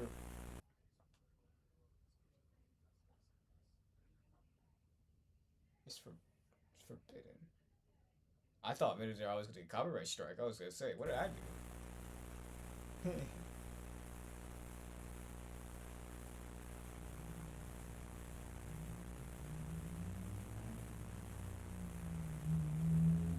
It's found dead. What?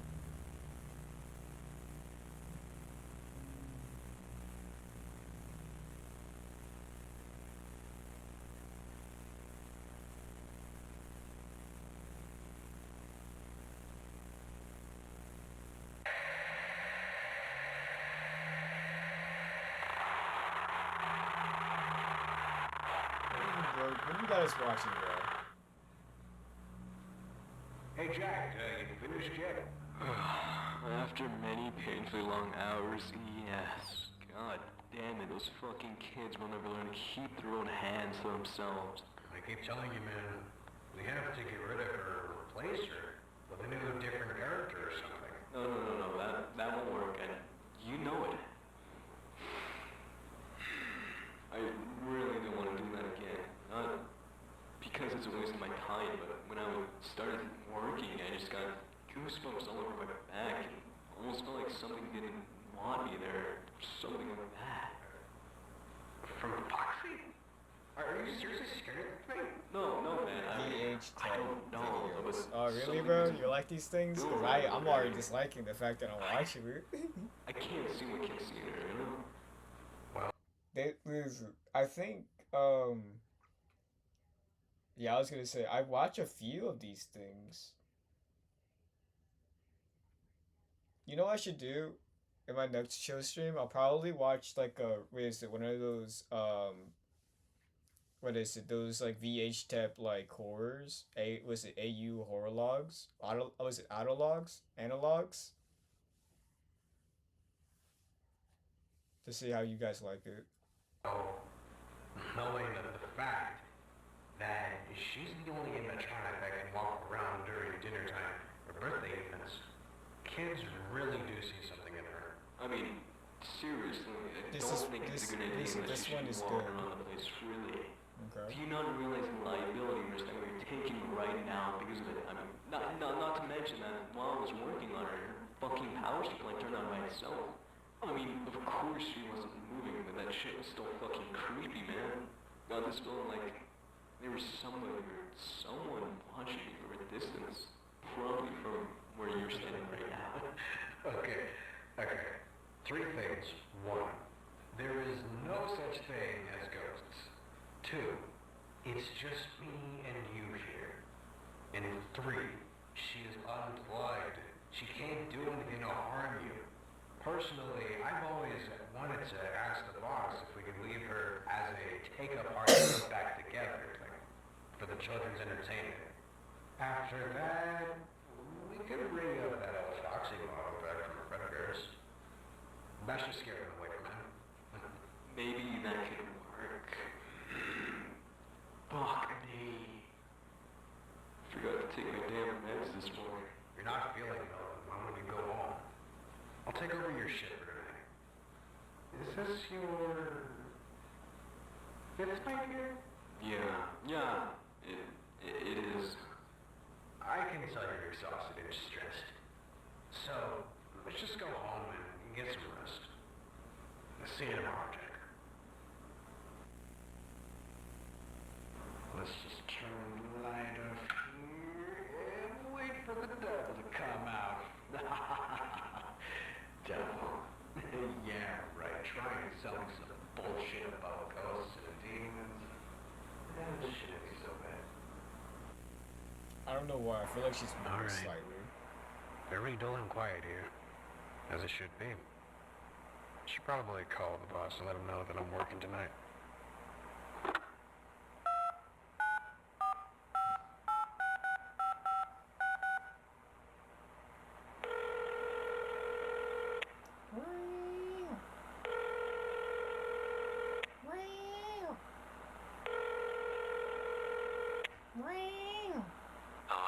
Hey boss, it's me, Joseph.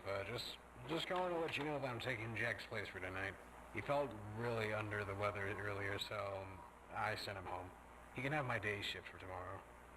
Well, are you going to show up tomorrow then? I can't. I have an appointment with my cardiologist.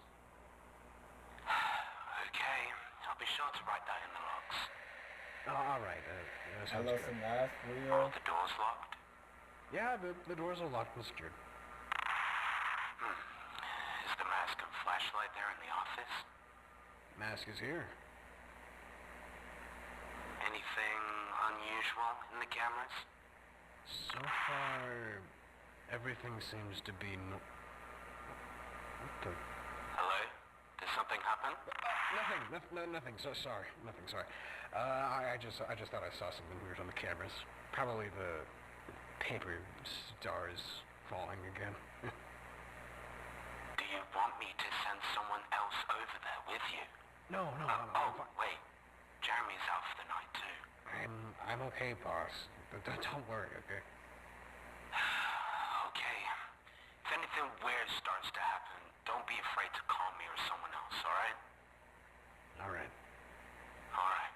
Good night. See you tomorrow. Fucking hell, man. Let me check if her power is turned off.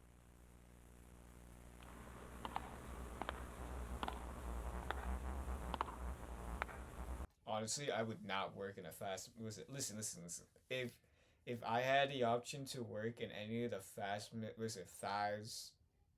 pizzerias like levels, I honestly would have probably picked the first one because I don't need to worry about like so many animatronics. All I gotta watch is like the first 4 main animatronics, and if Gold Freddy wants to be accountable, I guess 5. But dealing with how many are there? Like the old ones, the new ones, and you got two balloons and Puppet Master. Yeah, no, you got me fucked up. And especially if one of them could detach and reattach themselves. Oh yeah, bro. What are you up to? It depends on the timeline. Or... Odd. Power supply is off.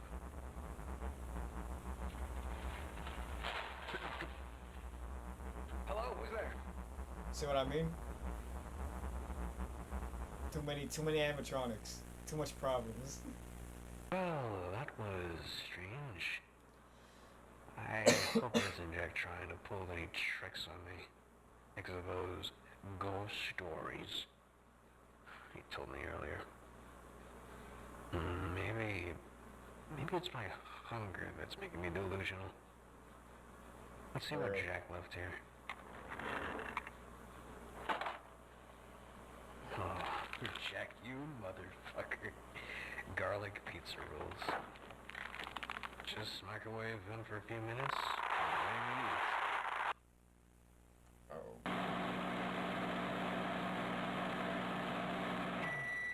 Ah, perfect.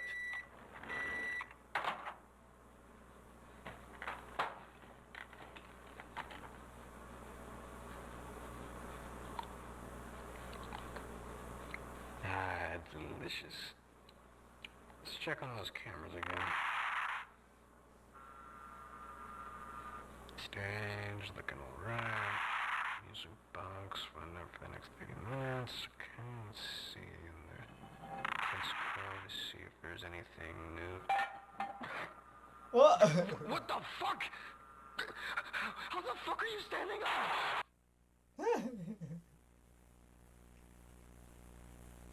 The rest of the tape appears to be tampered with as original content has been recorded over with new. Oh my god. Thank you so much for the black_Valentine. Thank you for the 10 cheers. Me if I was the Nike, right?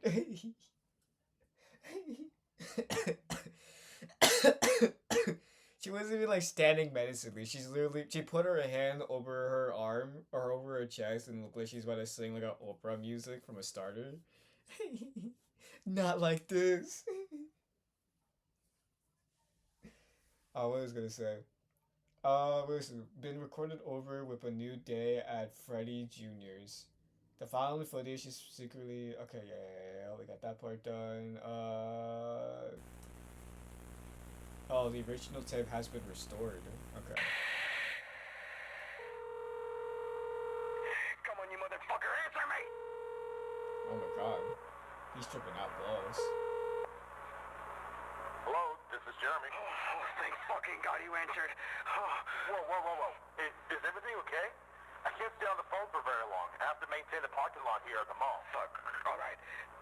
You remember that one Fox animatronic we had to repair a while ago? Yeah? What's going on? Well, Jack, I had to repair her again tonight. And I'm taking his shift for tonight. I'm looking at the cameras right now, and she's standing up on her own.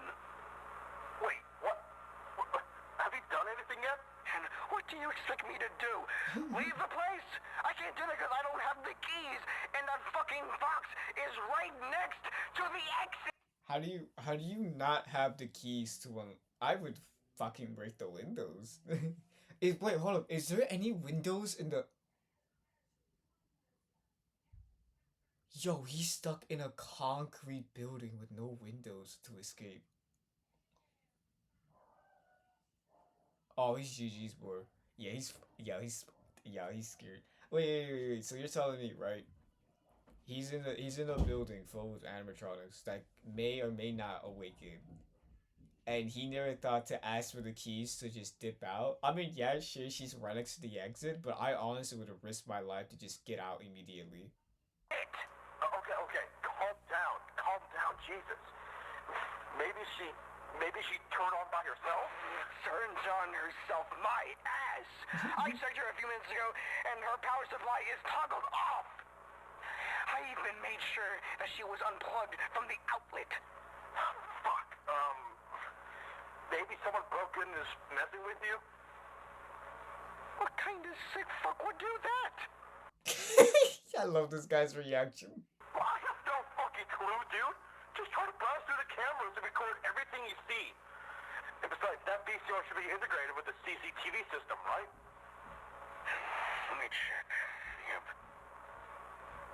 And it's been recording for a while, okay? Alright, perfect. I want to see that recording tomorrow when I get there. I should be able to get out of this place for the next few hours, but don't count on it. What am I supposed to do now? Just try to hide in a good place and keep that camera on her so she doesn't move. Okay. Shit. Fuck the cameras out. Wait, what? Which one? The kid code? Yes. Shit. Reset it quickly. Sorry, I'm trying to... Joseph? What are the eyes at? Why is it always there's no eyes? There's never no eyes. There's just no eyes. There's no eyes. There's no eye socket. Oh no, and her mouth's wide open. Jesus Christ. Joseph, are you there? Did you hear me? Joseph, what happened? Talk to me, man. Right? She's staring. My soul. Pitch black eyes. She knows my fear. Jack was right. I'm calling 911. No! Don't do that! Joseph, they're not gonna help you! Just get out of there while you still can! Dude, I'm scared shitless. What can I do? Just keep that fucking camera on her. Do you understand? I'm gonna call my boss right away so I can head over there. If anything happens, just run away and call me immediately. Alright? I'm on my way now. I'll see you in a few hours. Don't leave me! Jeremy! Help me, Jeremy! Help me! Oh my god.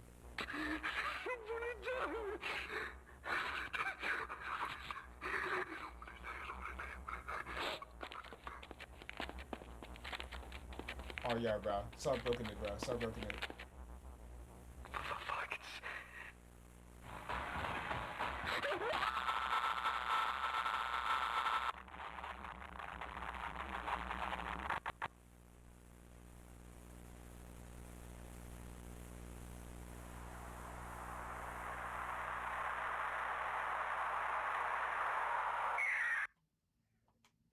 I would quit the job if if they ever say I have to watch animatronics.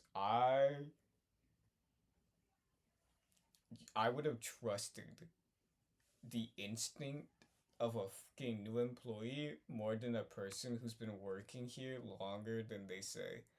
The fact that this man said, in quote, the police officers won't help you, don't call them. Don't do that. I would have already looked for the exit. I would have grabbed something heavy, break the window, break the door actually, and then get the GF Joe out of there, bro. Because there's no way you're telling me calling 911 won't help me. What kind of place do they have that even the cops can't help you with? Like, was that part of the job description?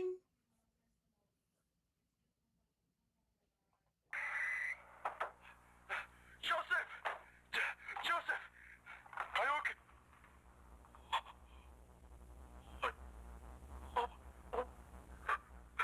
No! No! No! Joseph! No! Joseph! No!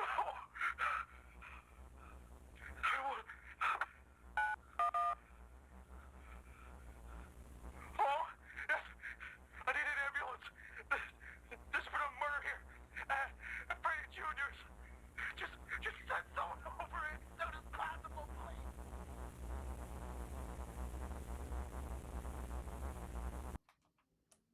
An ambulance unit was sent to Freddy Jr.'s location, only to find Jeremy Thor collapsed on the floor, possibly due to the sight of Joseph Depp's corpse. How bad of a mutilation dead corpse to make a person collapse collapse due to the sight of that? Rip Joseph, right? And like, this is the thing, right? Joseph sounds like he worked at the place only morning shift, right? So he's been around for quite a while. Jack's only been taking the night shift with Jeremy, so that means they work in a pair of two in night shifts, or at least have a second person on standby for second shift or night shifts. So the fact that Joseph took the night shift, I feel like he probably only did it for the goodwill of his heart, but he probably was curious about this ghost stories. Because they never had a person for night shift besides Jeremy. It's one other person, and Jack filled the role, and that was his 5th night there too.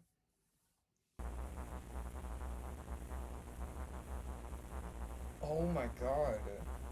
A few weeks later, Freddy Jr. closed its doors. Oh yeah, well no, they literally. There's no murderers! Wait, they actually think it's a homicide?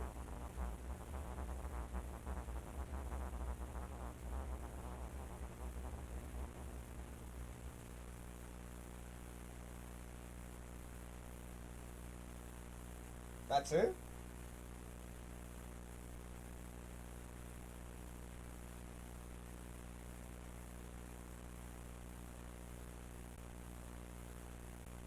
Don't worry, Shaq. The General gives you a break, whether it's on your car insurance or a break from your car. Is that it? Really? What?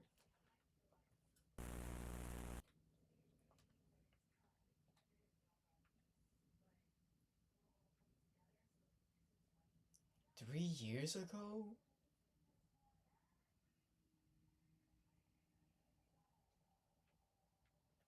Wow.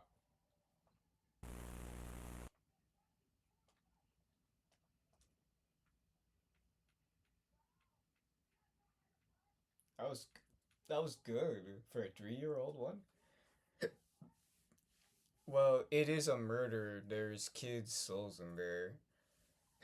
There's kids' souls in there. That's true, I guess, but like still. I still can't believe that's like one of like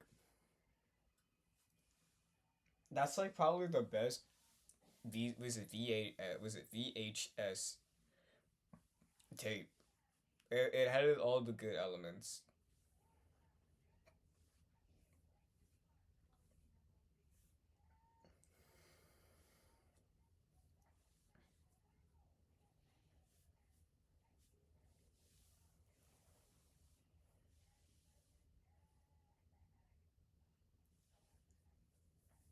Alright guys. This is where I'm gonna end stream. Um I hope you guys enjoy stream. Thank you, Days, thank you, Black, thank you, Cal, and the thank you Guaza, thank you Ricky, thank you Chaos, thank you Almighty for sticking around. I'm gonna end stream now. I'm gonna go take my rest. I have hiccups too, so oh my god, Black.